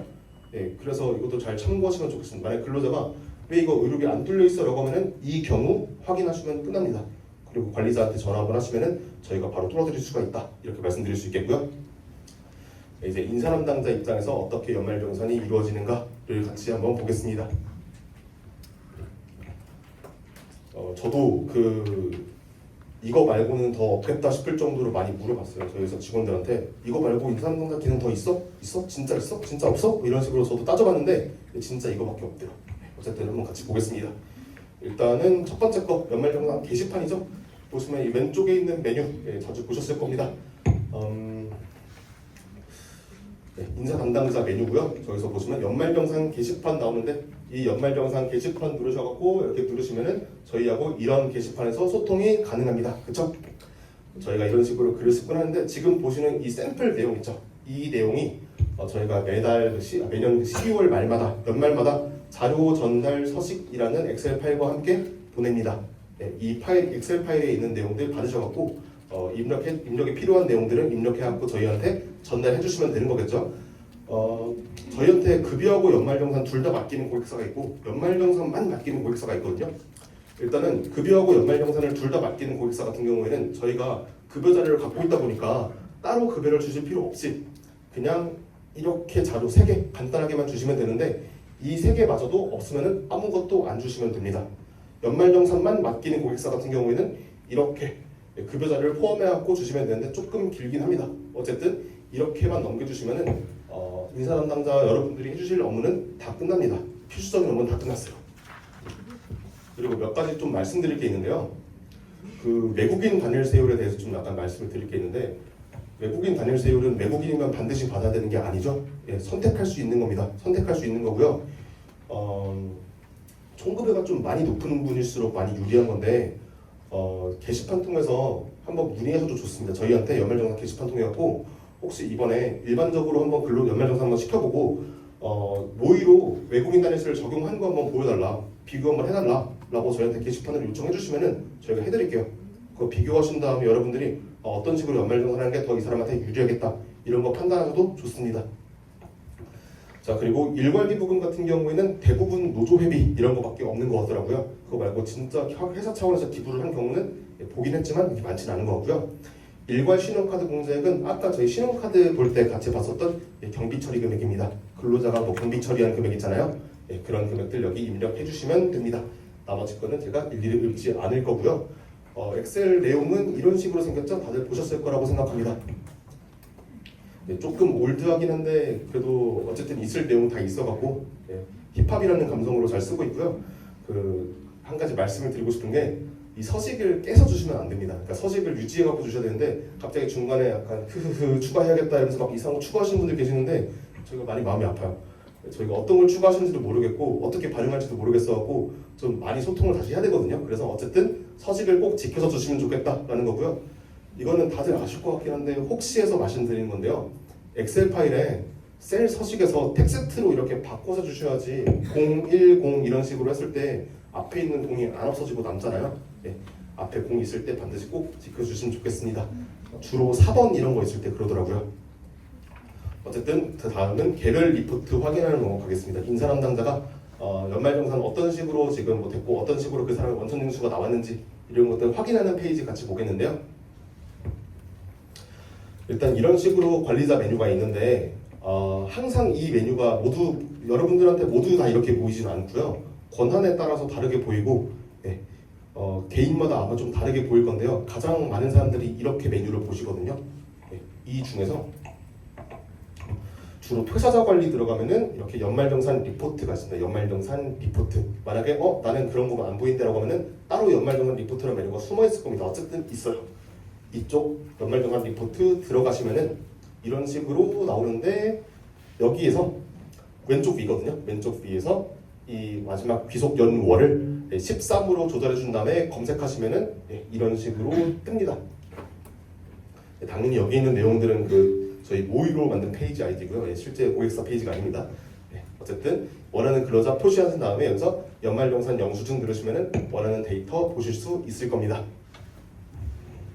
여기까지가 개별 리포트인데요. 그러니까 근로자 거 하나하나씩 볼 수 있는데 근로자 거 전부를 보고 싶을 수도 있잖아요. 그렇죠? 한 번에 몰아서 보는 페이지는 여기는 종합 레포트 확인하기 가시면 있습니다. 이것도 기타 기능 쪽에 숨어있네요. 기간별 종합 레포트가 있죠. 보시면은 맨 하단 쪽에 이런 메뉴가 있어요. 연말정산 연도별로 조회하여세요 이렇게 되어 있는데 주로 여기서 2008년 13월 이후의 현금무지 주로 이거를 많이 보십니다. 여기 들어가면은 조금 웹이어서 좀 렉이 걸리긴 하지만 어쨌든 10초 안에 다 뜨긴 하더라고요. 그리고 당연히 엑셀 파일로도 똑같이 다운받을 수 있게 제공해드렸으니까 많이들 다운받으시기 바랍니다. 이걸로 보시면 편하실 거예요. 그리고 마지막으로 연말정산 진행 현황 확인하기가 있는데 좀 렉이 걸릴 때가 있긴 하거든요. 근데 어쨌든 되기는 잘 됩니다. 이거는 어디 가면 있냐면요. 마찬가지로 퇴사자 관리 가면은 마지막 쪽에 연말정산 진행 현황이 있고요. 어떤 분은 아예 메뉴바에 따로 연말정산 진행 현황이 아예 있으실 거예요. 어떤 분은요. 어쨌든 연말정산 진행 현황 들어가시면은 이런 식으로 어떤 사람이 어디까지 연말정산 진행했고 증빙서를 냈고 추가세를 냈는가 이런 것까지 다 확인하실 수가 있습니다. 네, 이런 것도 확인하시면 좋겠고 엑셀로도 다운받을 수가 있다 이렇게 보시면 되겠습니다. 이 끝이고요. 인사람 당사분 쪽에서 볼 수 있는 거가요. 더 있나 없나 제가 여러 번 물어봤는데 진짜 없다고 호언장담을 하길래 멈췄습니다. 네, 혹시라도 더 기능 추가할 게 있으면 저희도 열심히 추가하겠고요. 인사람 당사분이 볼 수 있는 페이지는 정말 여기가 끝입니다. 네, 이제 월급날 연말정산 담당자가 어떻게 연말정산을 하는지 한번 보여드리도록 하겠습니다. 일단 한 30초 드릴 테니까 한번 읽어보시겠어요? 네. 이거 말고 더 있긴 한데 제가 안 써놓은 것도 몇 개 있긴 한데 어쨌든 이게 큰 줄기인 거는 맞고요. 여기 있는 내용들을 제가 어떻게 하는지 일일이 시스템 거를 다 보여드리는 거는 시간 낭비 같아갖고 그냥 있다라고까지만 설명을 드리고 어떤 걸 설명드리는 게 직접 어떤 거는 직접 보여드리는 게 좋을까라고 고민하다가 현관 페인팅 거 있죠? 검토하는 거, 오류 검증하는 거 이런 거 2개까지만 보여드리는 게 가장 도움이 되지 않을까 싶어갖고 이렇게 간추렸습니다. 먼저 검토하는 것부터 같이 한번 보겠습니다. 네, 첫 번째가 전 직장이고요. 쭉 이 순서대로 할 겁니다. 만약에 우리 회사에 천재지변이 닥쳐갖고 지진도 있고 막 해일도 있고 막 그래갖고 우리가 막 연말정산을 만약에 이제 우리 회사가 검토를 조금밖에 못할 것 같다라고 한다면은 우리 회사는 거의 모든 인력을 전 직장에 배치시킬 것 같아요. 그 정도로 전 직장이 가장 중요합니다. 네, 전 직장 위주로 많이 하고 가산세가 크게 나오는 부로 전 직장이니까 저 부분만큼은 우리가 사수하자라는 신념을 갖고 있습니다. 어쨌든 전 직장 검토하는 거 한번 보여드리겠습니다. 이건 우리 회사에서 전 직장 검토하는 페이지인데요. 우리 회사 직원들이 연말정산에서 전 직장 검토하는 페이지입니다. 오른쪽이 근로자가 직접 올린 전 직장 원천징수 영수증이고요. 왼쪽이 근로자가 직접 입력한 내역이거든요. 일단 우리가 가장 크게 보는 건 당연히 결정세, 소득세, 지방소득세 저 부분이 잘 입력되었는가 이거를 가장 집중적으로 봅니다. 저게 제일 중요하고요. 두 번째로 중요한 거는 당연히 급여하고 상여가 잘 입력되었는가인데 보시면은 아까 말씀드린 것처럼 상여가 좀 밑에 있어요. 그것 때문에 급여만 쓰시고 상여 입력 안 하시는 분도 계시니까 그럼 또 가산세 많이 나와요. 이런 것들도 저희가 감안해갖고 많이 열심히 쓰고 있고요.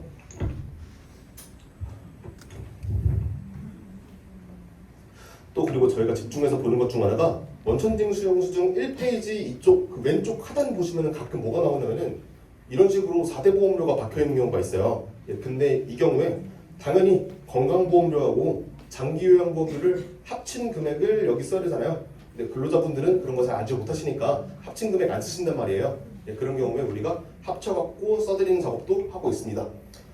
저거는 솔직히 가산세가 그렇게 크게 나오는 것 같지는 않긴 한데 어쨌든 저것도 실수니까 반드시 꼭 잡고 있고요. 저희가 사실 가장 스트레스를 많이 받는 건 뭐냐면은 사실 전 직장에 납부특례세액 있는 게 그렇게 막 많지는 않을 거잖아요. 근데 납부특례세액이라고 가끔 이렇게 잘못 적으시는 분들이 계세요. 그럴 때 저희가 가장 많이 스트레스를 받습니다. 그 말고도 사업자 등록번호 같은 거 잘 안 쓰시는 분들 저희가 잘 쓰게끔 해드리고 가끔 원천징수부 주시는 분들 계시는데 당연히 저희가 이제 안 됩니다. 원천징수 영수증 주세요. 뭐 이런 식으로 저희가 말 바꿔갖고 다른 파일로 저희가 받아갖고 저희가 다시 수정하곤 합니다. 그리고 가끔 근무 기간도 잘못 쓰시는 분들 계셔갖고 그것도 많이 고치고 있고요. 어쨌든 전 직장은 저희가 이런 식으로 많이 보고 있다 이렇게 말씀드리겠습니다. 그리고 다음은 주택자금인데요. 주택자금은 전부 다 말씀드리기 힘들 것 같고 월세액을 가장 사람들이 많이 힘들어하니까 월세액 정도만 알려드리겠습니다. 월세 그 입력하는 거 되게 힘들어하시는데 오른쪽 위에 도움말 보기라는 게 있거든요.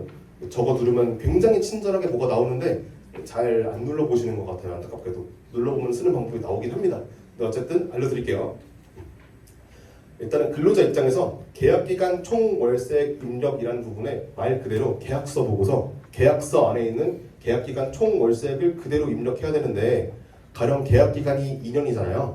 그리고 만약에 월세가 100만 원이라고 치면은 그러면은 2,400만 원 입력하는 게 맞거든요. 왜냐면은 주택 임차기간이나 근무기간 이렇게 쓰면은 임차기간을 2년으로 잘 맞춰서 쓰면은 알아서 시스템이 일할 계산해서 1년치를 계산을 해요. 그래서 여기 2년을 넘었다고 해서 2년치를 넣었다고 해서 2년치 월세액이 들어가는 게 아니란 말이죠. 그래서 쓰실 때 내가 뭐 1년 단위 뭐 연말정산이니까 나는 1년치 월세액 넣을 거라고 하시는 분들도 계시는데 그게 아니라 계약서에 있는 내용 그대로 쓰시는 게 맞다 이렇게 말씀드리겠습니다. 그리고 이게 저희 마음대로 한 게 아니고요. 국세청도 저렇게 한 데다가 무엇보다 법으로 이렇게 박혀 있어요. 여기는 이 법 내용이 소득세법 여기 안 보이실 것 같아서 제가 좀 크게 가져왔거든요. 임대차 계약 증서상 계약 기간에 해당하는 일수 이런 식으로 국세청 애초에 법 세법으로 박혀 있거든요. 아예 그냥 계약서에 있는 내용 그대로 다 갖다 써라 이런 식으로 돼 있어갖고 저희도 그걸 따르게 돼 있는 거고요. 한번 예시를 보자면은 이런 식으로 월세가 63만 원 그리고 계약 기간이 23년 10월 16일부터 24년 10월 16일 이렇게 되어 있는데 가령 이사 귀속 연말정산이니까 23년도 건 안 써도 되는 거 아니야? 라고 생각할 수 있는데 아닙니다. 이거 당연히 여기 있는 이 내용을 이 뒤에 있는 내용을 후 이렇게 해서 꼭 당연히 쓰셔야 되고요. 이런 식으로요. 그리고 75만 6천 원도 756만 원도 당연히 여기에 있는 63만 63 곱하기 12입니다. 네, 이런 식으로 입력하는 게 맞습니다. 물론 잘못 입력하셔도 저희가 다 잡아드리긴 해요. 네, 저희가 워낙 많이 보니까. 네, 근데 그래도 많이도 혼란스러우시니까 한번 알려드렸다 이렇게 보시면 될 것 같아요. 다음은 도장성 보험료 검토인데요. 사실 검토할 게 딱히 많진 않아요. 왜냐하면 피보험자 요건이 여기 국세청 PDF에서 주피보험자 이렇게 나오잖아요. 중피보험자. 그래서 그거 보고서 시스템이 알아서 걸러줍니다. 그러니까 피보험자하고 계약자가 기본비승자가 안 맞는다 이런 식으로 나오거든요. 그런 것 때문에 저희 시스템에서 알아서 한 번쯤 걸러진다 이렇게 보시면 되는데 그럼에도 불구하고 가끔 국세청 외로 남기시는 분들이 계십니다. 이런 식으로요. 이것도 당연히 저희가 보고서 알아서 발행해 줍니다. 그리고 의료비 검토. 의료비 검토는 크게 일단은 저희가 가장 많이 하고 있는 게 안경비입니다. 안경비. 어지간한 영수증들은 다 안경비로 많이 올라오더라고요. 안경비 검토할 때 가장 큰 핵심은 이거죠. 시력 보정용이라는 말이 무조건 들어가야 됩니다. 시력 보정용. 시력 보정용이란 말이 안 들어가면 안 되고요. 젠틀몬스터 막 이런 거 올리시는 분도 계시거든요. 안경테로. 당연히 물론 이것도 시력 보정용이라는 이제 말이 들어가면 되긴 합니다. 법적으로. 그리고 가끔 전표 올리시는 분도 계시는데 전표라고 다 안 되는 건 아니고요. 전표여도 도장으로 시력 보정용 찍혀 있으면 됩니다. 그것도 받아줍니다.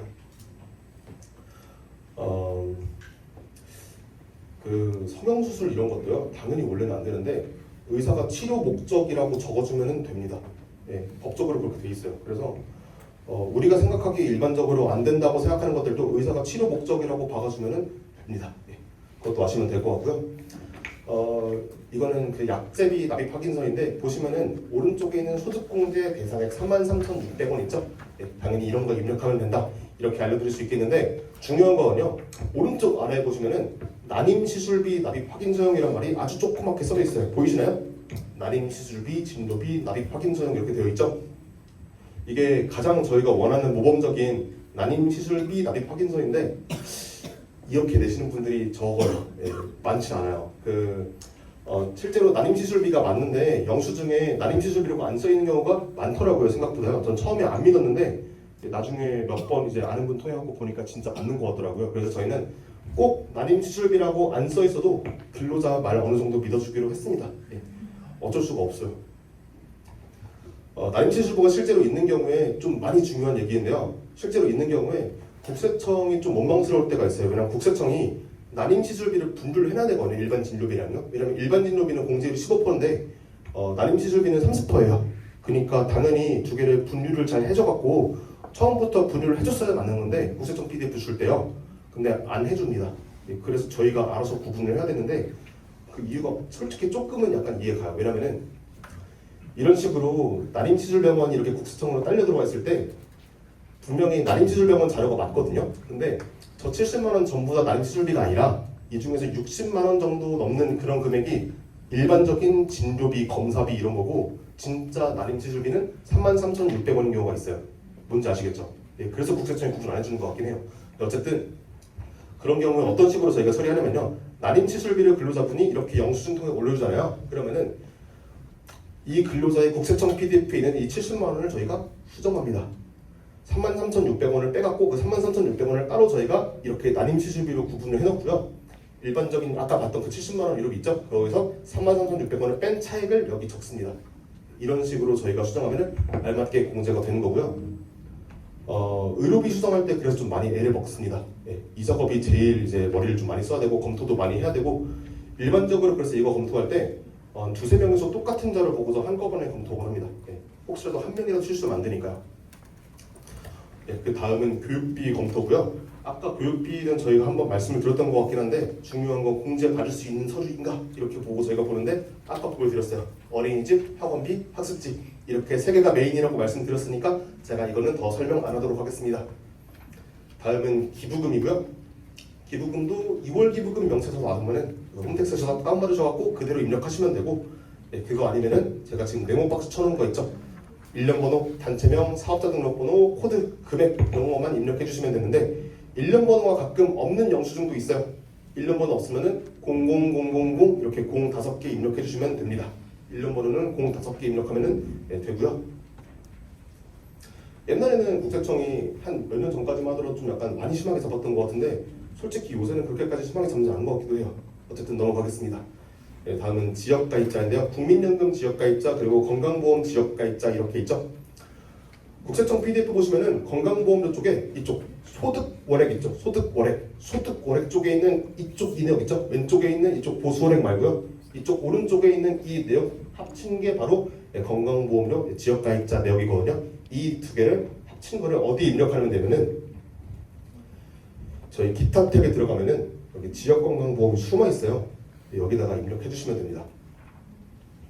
입력이 잘 되어 있는지 당연히 저희가 확인을 많이 하는 편이고요. 그리고 국민연금보험료도 이렇게 국세청 PDF에 있거든요. 지역가입자 등 납부 금액 다 합산을 한 다음에 저희가 610만 원 나왔다 싶으면은 거기는 뭐 합산해갖고 이런 식으로 넣는데 이거는 연금저축 탭에 들어가면은 있습니다. 지역연금 이렇게 있죠. 저희가 저런 식으로 구분해서 넣어놓고 이때는 당연히 금융기관 계좌번호 이런 거는 아예 빈칸으로 두셔도 됩니다. 이렇게 입력이 가능하게 해두었습니다. 실제로 엄청 많진 않아요. 존재하긴 합니다. 다음은 마지막으로 투자조합인데요. 조금 복잡할 것 같아갖고 제가 설명을 그렇게 길게 많이 하진 않겠습니다. 어차피 저희한테 맡기신 거잖아요. 그러니까 저희가 검토한 내용이니까 우리 이렇게 하고 있다 정도만 가볍게 알려드리고 여긴 더 설명 안 하도록 하겠습니다. 일단은 서류가 두 가지가 있는데 첫 번째가 출자 등 소득공제 신청서입니다. 이게 오면 완전 감사합니다거든요. 왜냐면은 여기는 9번 출자 금액 있죠. 이것만 입력하면 끝납니다. 가끔 공제 대상 금액 입력해야 되는 거 아니야 라고 생각하시는 분 아닌데 아닙니다. 출자 금액 입력하는 게 맞는 게요. 기본적으로 우리 회사 시스템은 이 공식을 계산해서 입력해달라고 되어 있는데 9번 출자 금액이 이 공식을 입력한 경우다 이렇게 되어 있거든요. 그렇기 때문에 우리 회사는 이 소득공제 신청서 받으면은 9번 출자 금액 이거를 입력합니다. 근데 문제가 저 서류 주면 좋은데 저 서류 말고 그 출자 등 확인서, 출자 및 투자 확인서라는 걸 줄 때가 있어요. 그때가 좀 많이 빡셉니다. 일단 그 경우에는 저희가 이렇게 세 개로 이렇게 분류를 하는데 일단 첫 번째로 벤처가 아닌 경우에는요. 여기 있는 출자 금액 그냥 통으로 입력하면 끝납니다. 직접 투자한 경우에도 끝에 있는 벤처기업 투자 내역에 있는 이 금액 입력하면 그냥 끝나고요. 마지막으로 투자조합이 벤처기업이 투자한 사례 이런 경우에는 조금 복잡하지만 어쨌든 결과적으로 근로자가 투자조합에 낸 돈 중에서 얼마가 진짜 벤처기업으로 흘러갔는가를 계산하는 공식이거든요. 그 공식만 입력하면 되는데 쉽게 말하면은 번호가 있잖아요. 15 곱하기 14분의 18 저희는 그런 식으로 많이 써먹습니다. 여기 있는 금액 보고서 이거 곱하기 이거 분의 이거 이런 식으로 저희는 많이들 계산을 합니다. 어차피 저희한테 맡기신 거니까 저희가 다 합니다. 길게 설명드린 게 좀 손해인 것 같아서 더 설명 안 하려고요. 다음은 이제 특이사항 검토하고 오류 점검하는 거 말씀드리겠습니다. 검토는 사실 이거 말고 더 복잡하고 많긴 한데 그것까지 설명드리면 이제 그 점심을 늦게 드실 것 같고 그래서 제가 설명 안 하겠고요. 특이사항 검토 그리고 오류 점검 이쪽 페이지에서는 주로 오류 점검 쪽을 한번 살펴볼 건데 그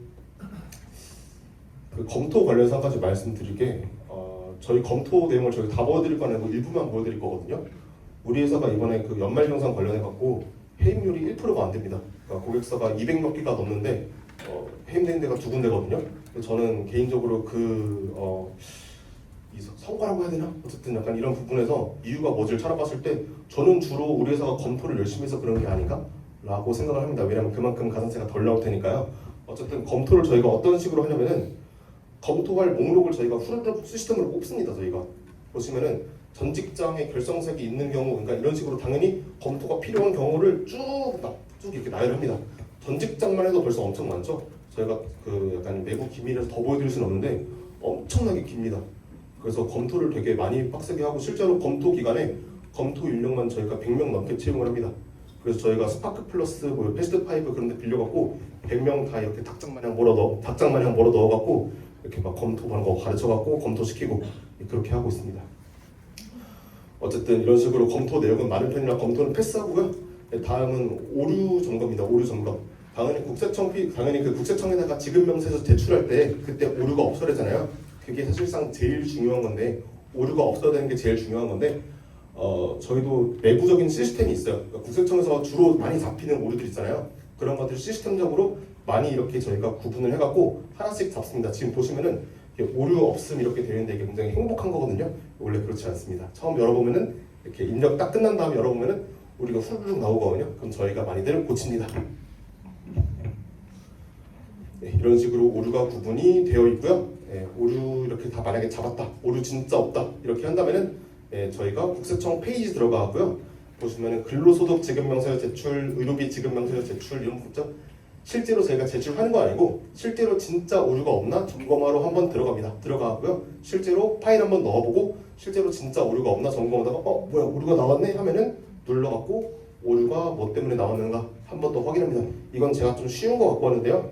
보시면은 월세, 임대인 채권자 납세자 번호 이렇게 나와 있죠. 월세액에서 임대인의 정보가 잘못 입력됐나 보다 보니까 이 최땡땡 소득자라는 분이 국세청에 등록되지 않은 주민등록번호를 입력했다고 하는 거 보니까 37 뭐시경이 더 뒤에 나왔어요. 그러니까 아마 이 최땡땡 근로자가 월세 세액공제를 받으려고 하는데 임대인 주민등록번호를 앞자리밖에 안 쓰는 것 같아요. 당연히 이 사람들 따로 전화해갖고 뒷자리 알려달라고 해야겠죠. 이런 류의 작업들을 합니다. 네, 여기까지 한 게 시스템 이용법이고요. 많이 물어보는 질문 정리부터 한번 같이 보도록 하겠습니다. 근로자들이 많이 물어보는 질문인 거고요. 솔직히 임사 담당자분들이 이 질문을 많이 받으실 것 같지는 않아요. 근데 그럼에도 불구하고 어쨌거나 알고 계시면 도움이 좀 될 것 같아서 한번 정리해봤고요. 처음부터 한번 보겠습니다. 보장성 보험과 공적 보험의 차이인데 저는 둘을 동명이인이라고 생각하거든요. 동명이인. 둘 다 보험료지만은 어쨌든 소득공제 항목, 세액공제 항목 다르고 애초에 뭐 4대 보험료 그런 거 있잖아요.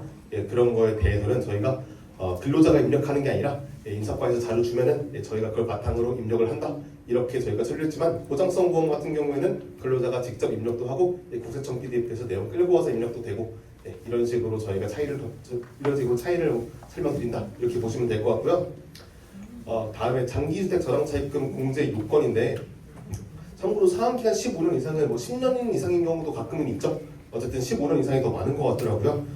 그리고 제가 늘 말씀드리지만은 이런 식으로 요건들이 있지만은 제일 중요한 거는 4번 1주택 연말 기준 1주택인가 이것만 따지는 게 아까 말씀드렸다시피 전에 한 번이라도 한번 소득공제를 받은 적이 있으면은 또 받을 수 있는데 그때는 1주택자 요건만 보시면 된다. 이렇게 보시면 되고요. 그 다음으로 사람들이 가장 많이 물어보는 게 근로자 본인 명의가 아니어도 되냐 이렇게 물어보는 경우가 있는데 당연히 근로자 본인 명의여야 됩니다. 뭐 배우자 명의 이런 거 안 되고요. 이렇게 요건들이 있는데 이 요건들은 아까 한번 보여드렸던 것 같아요. 사실 이거보다 제가 지금 당장 강조하고 싶은 건 뭐냐면요. 주택 임차 차입금 있잖아요. 전월세 보증금 이자 관련한 거 그 소득공제 있잖아요.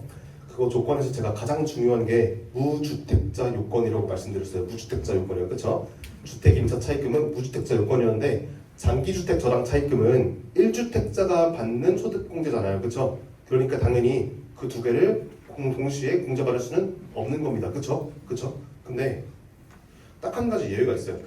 장기주택 저당 차입금이 분양권인 경우인데요. 그 분양권은 1주택으로 안 치거든요. 그래서 아직은 뭐 전세에 살고 있는데 자기가 뭐 분양권 이런 걸 사갖고 뭐 분양권이 생겼다. 그래서 장기주택 저당 차입금하고 전월세 보증금 소득공제를 같이 받고 싶다. 이런 경우는 됩니다. 그래서 우리 회사 시스템에 입력된 사람들 보면은 가끔 대기업 기준으로 한 5명에서 10명 정도 사이 주택 임차 차입금하고 장기주택 저당 차입금이 같이 있는 분이 계세요. 그런 분들은 저희가 다 하나씩 전화를 돌려갖고 혹시 장기주택 저당 차입금이 분양권인가요? 라고 물어본 다음에 그 여부 확인해갖고 저희가 공제를 해드립니다. 이것도 아시면 좋을 것 같고요. 분양권 관련해서도 좀 약간 질문하시는 분이 많은 것 같아갖고 한번 설명드리자면요. 분양권 같은 경우에는 기준시가가 아직 안 나왔으면은 분양가 기준으로 기준시가를 판단한다고 국세청 사이트 거니까 있더라고요. 어쨌든 이것도 참고하시면 좋을 것 같고, 그리고 분양권이 그 분양가가 만약에 좀 기준시가보다 초과됐어도 나중에 기준시가가 공식적으로 나왔을 때 그 공시가 6억 원 이하면은 당연히 소득공제 받으실 수 있습니다. 이것도 아시면 좋을 것 같아요. 그리고 기준시가 찾아볼 때 당연히 국토교통부에 있는 부동산 공시가격 알림이 잘 이용하시면 되는데, 이거 이용하는 거 조금 약간 어려워 보이지만 실제로 막상 한 번이라도 이용해 보시면은 좀 생각보다 쉽거든요. 어렵지 않습니다. 기준시가 검색해 보실 때 이거 보시면 되고, 기준시가 실제로 보면은 실제로 구매한 가격보다 좀 낮은 경우가 좀 덜어 있으니까 그것도 많이 참고하시면 좋을 것 같아요. 다음은 주택수 판정입니다. 주택수 판정. 주택수 판정이 이렇게 꽤 제가 좀 약간 많은 거 설명해놨지만은 같이 두 개만 보겠습니다. 일단 첫 번째가 공동 상속주택인데요. 당연히 상속 지분이 큰 사람, 이거를 먼저 이제 첫 번째 1주택자로 보는데, 이게 무슨 말이냐면요. 부모님이 돌아가시면서 주택을 자식들한테 물려줬어요. 첫째가 있고 둘째가 있는데, 만약에 첫째한테 40% 주고 둘째한테 60% 줬다. 그럼 그 집은 둘째가 1주택자인 겁니다. 이해가시죠? 예시가 이런 이유는 제가 둘째를 걸었습니다. 어쨌든 만약에 근데 지분이 서로 5대5다 라고 한다면 그 주택에 실제로 살고 있는 실거주자, 둘째가 실거주자면 둘째가 1주택자인 거고요. 만약에 둘 다 같이 살고 있다 혹은 뭐 둘 다 이제 그 집에 살고 있지 않다 라고 한다면은 둘 중에 나이가 많은 사람이 그 1주택자가 되게 되는 거고요. 가끔 그런 질문도 받아요. 쌍둥이는 어떡하지? 라는 질문도 가끔 받는데, 저도 확실하지는 않지만 그 가족관계 증명서인가 거기 보면은 첫째, 둘째 이렇게 나뉜다고 하더라고요. 저도 본 적은 없긴 한데 어쨌든 그걸로 아마 나누지 않을까 그렇게 생각했습니다. 잘 모르겠어요. 실제로 겪어본 적은 없긴 한데 아마 그렇지 않을까 싶습니다. 아마 국세청도 실제로 겪어본 적 없지 않을까요? 어쨌든 두 번째로 말씀드릴 거는 오피스텔입니다. 오피스텔은 99% 1주택이라고 저는 간주합니다. 저는 그렇게 봐요. 일단 거주형 오피스텔은 100% 1주택이고요. 참고로 장기주택자랑 차입금은 공제 못 받습니다. 근데 그것과 별개로 주택 수 판정할 때 주거용 오피스텔은 100% 1주택이고요. 업무용 오피스텔 같은 경우에 주거용으로 쓸 수 있다고 하면은 1주택으로 간주하는데 이게 조금 법이 모호해요. 근데 실제 판례 같은 거 많이 찾아보면은 대부분 다 어지간해서는 그냥 법원이 1주택으로 간주해버리더라고요. 그러니까 화장실 있어? 그럼 1주택이네. 이런 식으로 하더라고요. 판례 몇 개만 찾아봐도 금방 나오니까 어지간해서 안전하게 하고 싶으시면 그냥 1주택으로 간주하시는 게 훨씬 더 맞습니다. 그리고 다음 징수 환급액이 예상보다 차이가 큰 경우에 근로자한테 전화가 많이 오거든요. 보통 화가 많이 나셔갖고 이렇게 전화하시는데 나 왜 이렇게 이번에 징수액이 많이 나왔어? 이렇게 물어보실 때 저희는 제일 먼저 혹시 전 직장 있으신가요를 가장 먼저 따집니다. 아까 말씀드렸다시피 전 직장 있으면 급여가 합쳐지잖아요, 그렇죠? 급여가 합쳐지니까 그만큼 당연히 총급여가 늘어나고 전 직장에서 있는 그 결정세액도 중도퇴사할 때 냈던 결정세액도 기납부세액으로 들어온다고 하더라도 총급여 늘어나는 게 훨씬 더 영향이 큽니다. 그게 더 영향이 커요. 그것 때문에 전 직장이 있는 경우에 생각보다 징수 금액이 좀 차이가 크고요. 두 번째는 작년보다 급여가 크게 늘었다 혹은 뭐 상금이 갑자기 추가가 됐다 이런 경우도 있고요.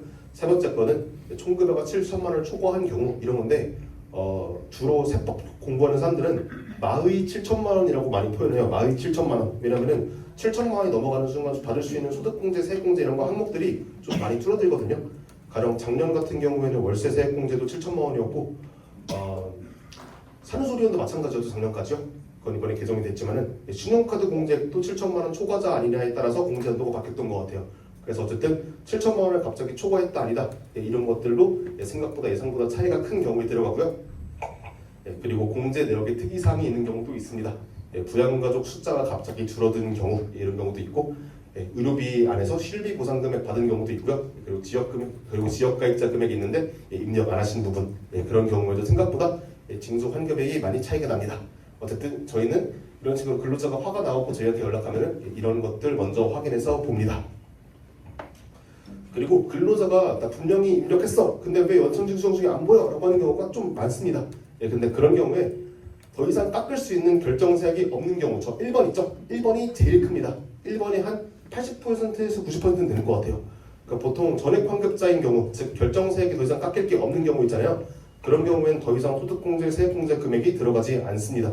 그래서 가끔 뭐 기부금 같은 거 넣었는데 왜 안 되냐라고 하실 때 결정색 확인하시면은 결정색이 0원이시더라고요. 다음은 아까 전에 말씀드렸던 대로 실비보상 금액이 있는 경우 의료비에서 실비보험 있으면은 실비보험에서 받은 금액이 있으면은 의료비에서 차감이 됩니다. 그리고 세 번째, 피보험자 요건이 안 맞는 보험료가 있는 경우도 있기는 한데요.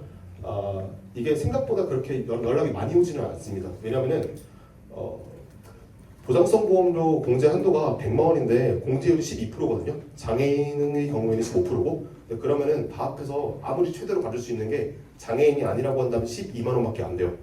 그래서 솔직히 이런 조그마한 금액 갖고 연락 하시는 경우는 많지 않긴 한데 어쨌든 연락하셔서 받아보면은 피보험자 요건이 안 맞는 경우가 되게 많더라고요.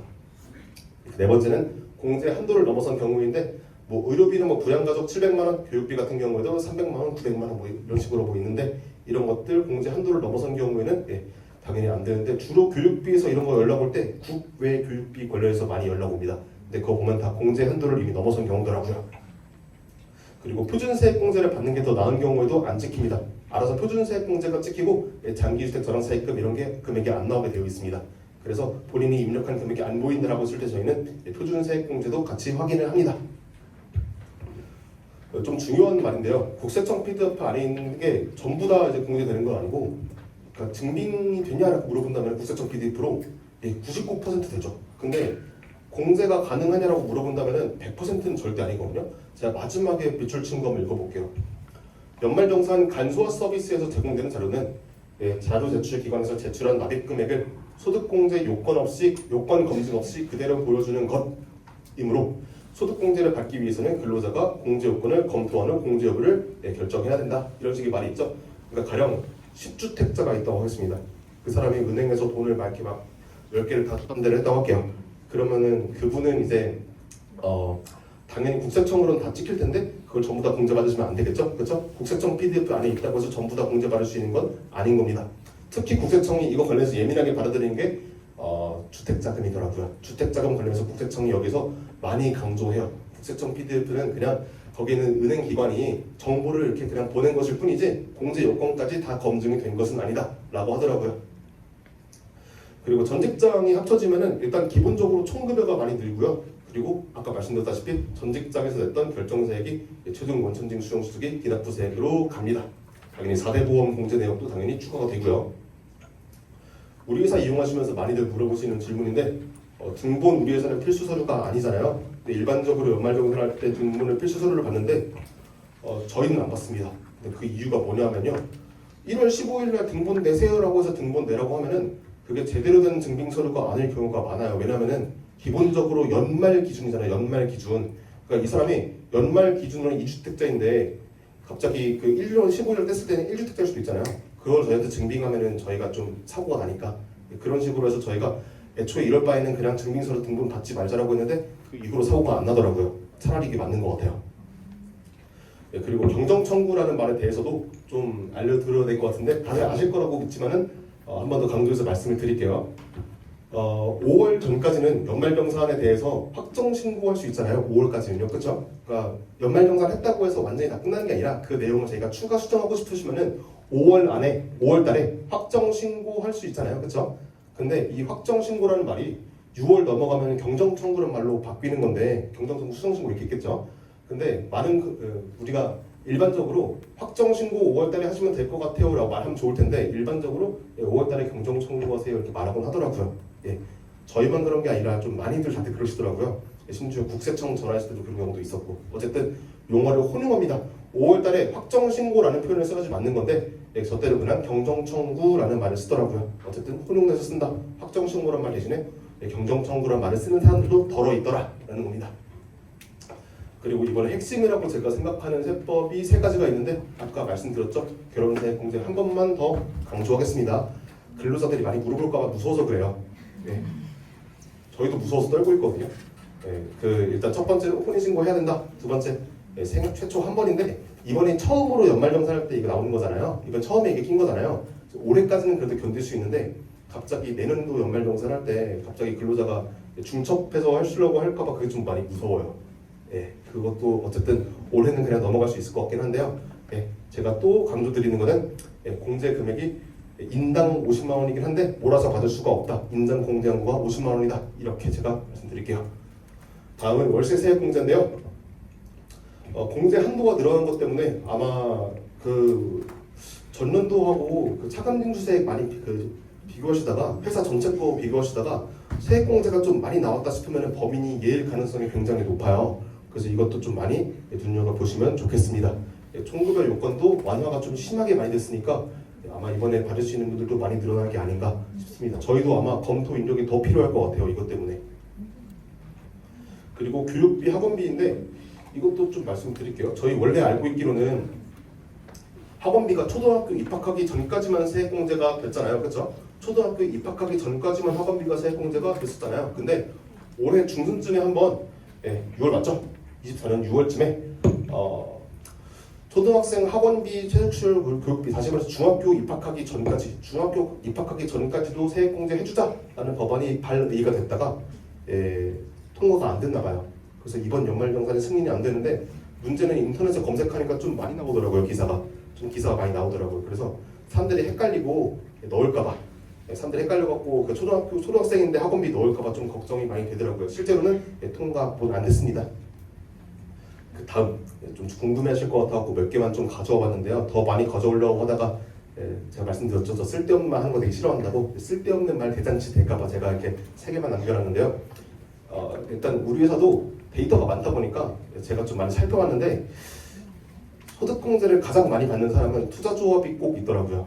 투자조합이 소득공제를 왕창 받을 수 있는 건데 정부가 지원을 많이 해주긴 합니다. 근데 진짜 정부가 전폭적으로 이걸 좀 사람들이 많이 받았으면 좋겠다 싶을 정도로 많이 투자가 있는 게 바로 IRP입니다. IRP. 뭔지 아시죠? 퇴직연금.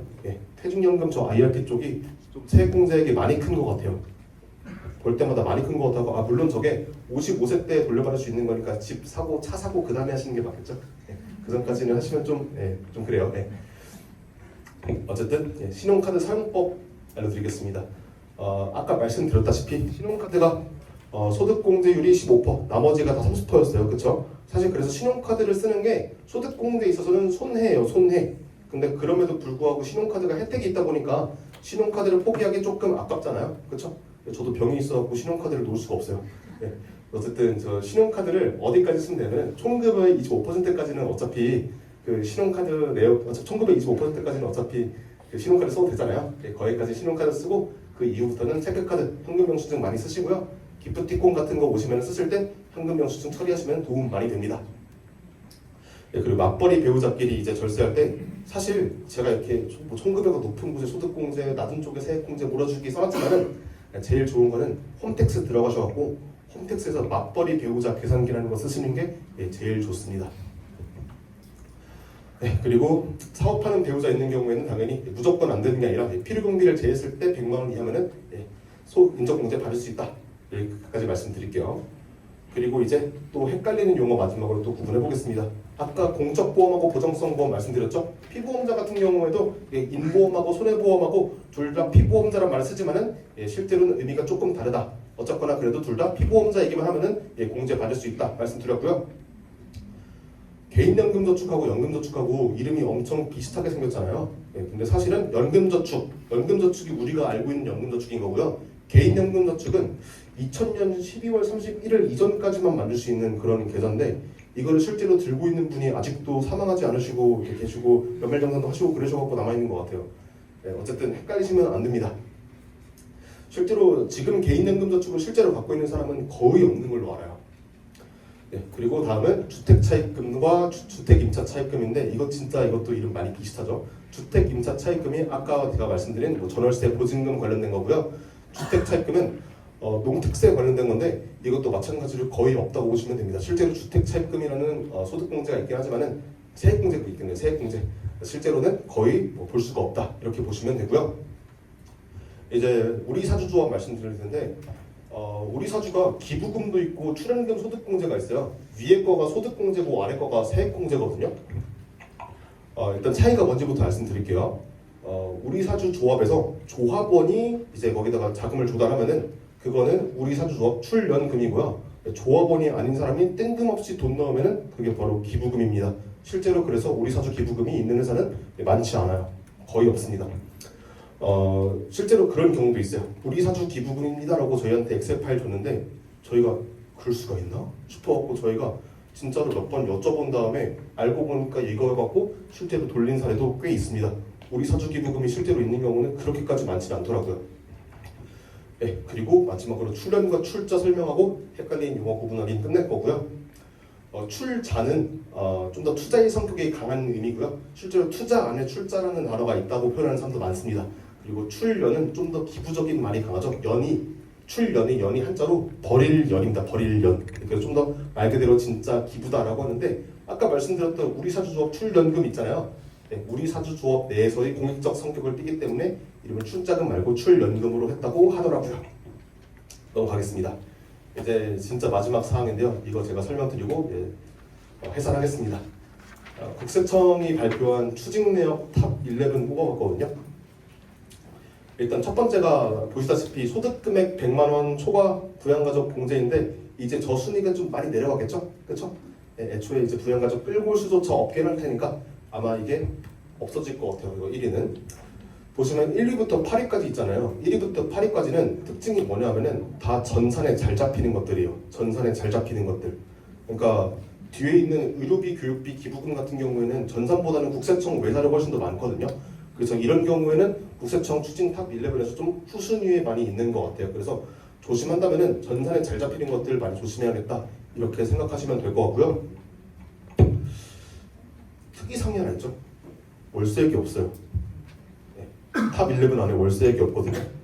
이게 뭐 때문에 그런 거냐면은 일단 당연히 그 월세액 자체가 전산으로 잡히는 자료가 별로 없어요. 전산으로 잡히는 게 이제 뭐 임대주택 뭐 이런 경우만 잡히고요. 그 외에는 다 안 잡히거든요. 그래서 그것 때문에 그런 것도 있긴 한데 두 번째는 국세청도 이제 세수를 많이 걷어야 되잖아요. 세수를 많이 걷으려면은 돈 많은 사람 거를 잡는 게 좀 더 약간 이익이 많이 되지 돈이 그렇게 많이 안 버는 사람 거 잡는 거는 손해잖아요. 근데 월세 세액공제는 당연히 총급여 요건이 있다 보니까 그것 때문에 많이 일부러 안 잡는 것 같다라고 저희는 생각하고 있습니다. 네. 어쨌든 여기까지 아시면 될 것 같고요. 네, 제가 준비한 세미나 자료가 다 끝났고 딱 점심 먹기 좋게 12시에 끝내드렸거든요. 기적 같죠? 네. 어쨌든 저희 월급날 이용해주셔서 정말 감사하고 가시는 길 무사히 귀가하시기 바랍니다. 감사합니다.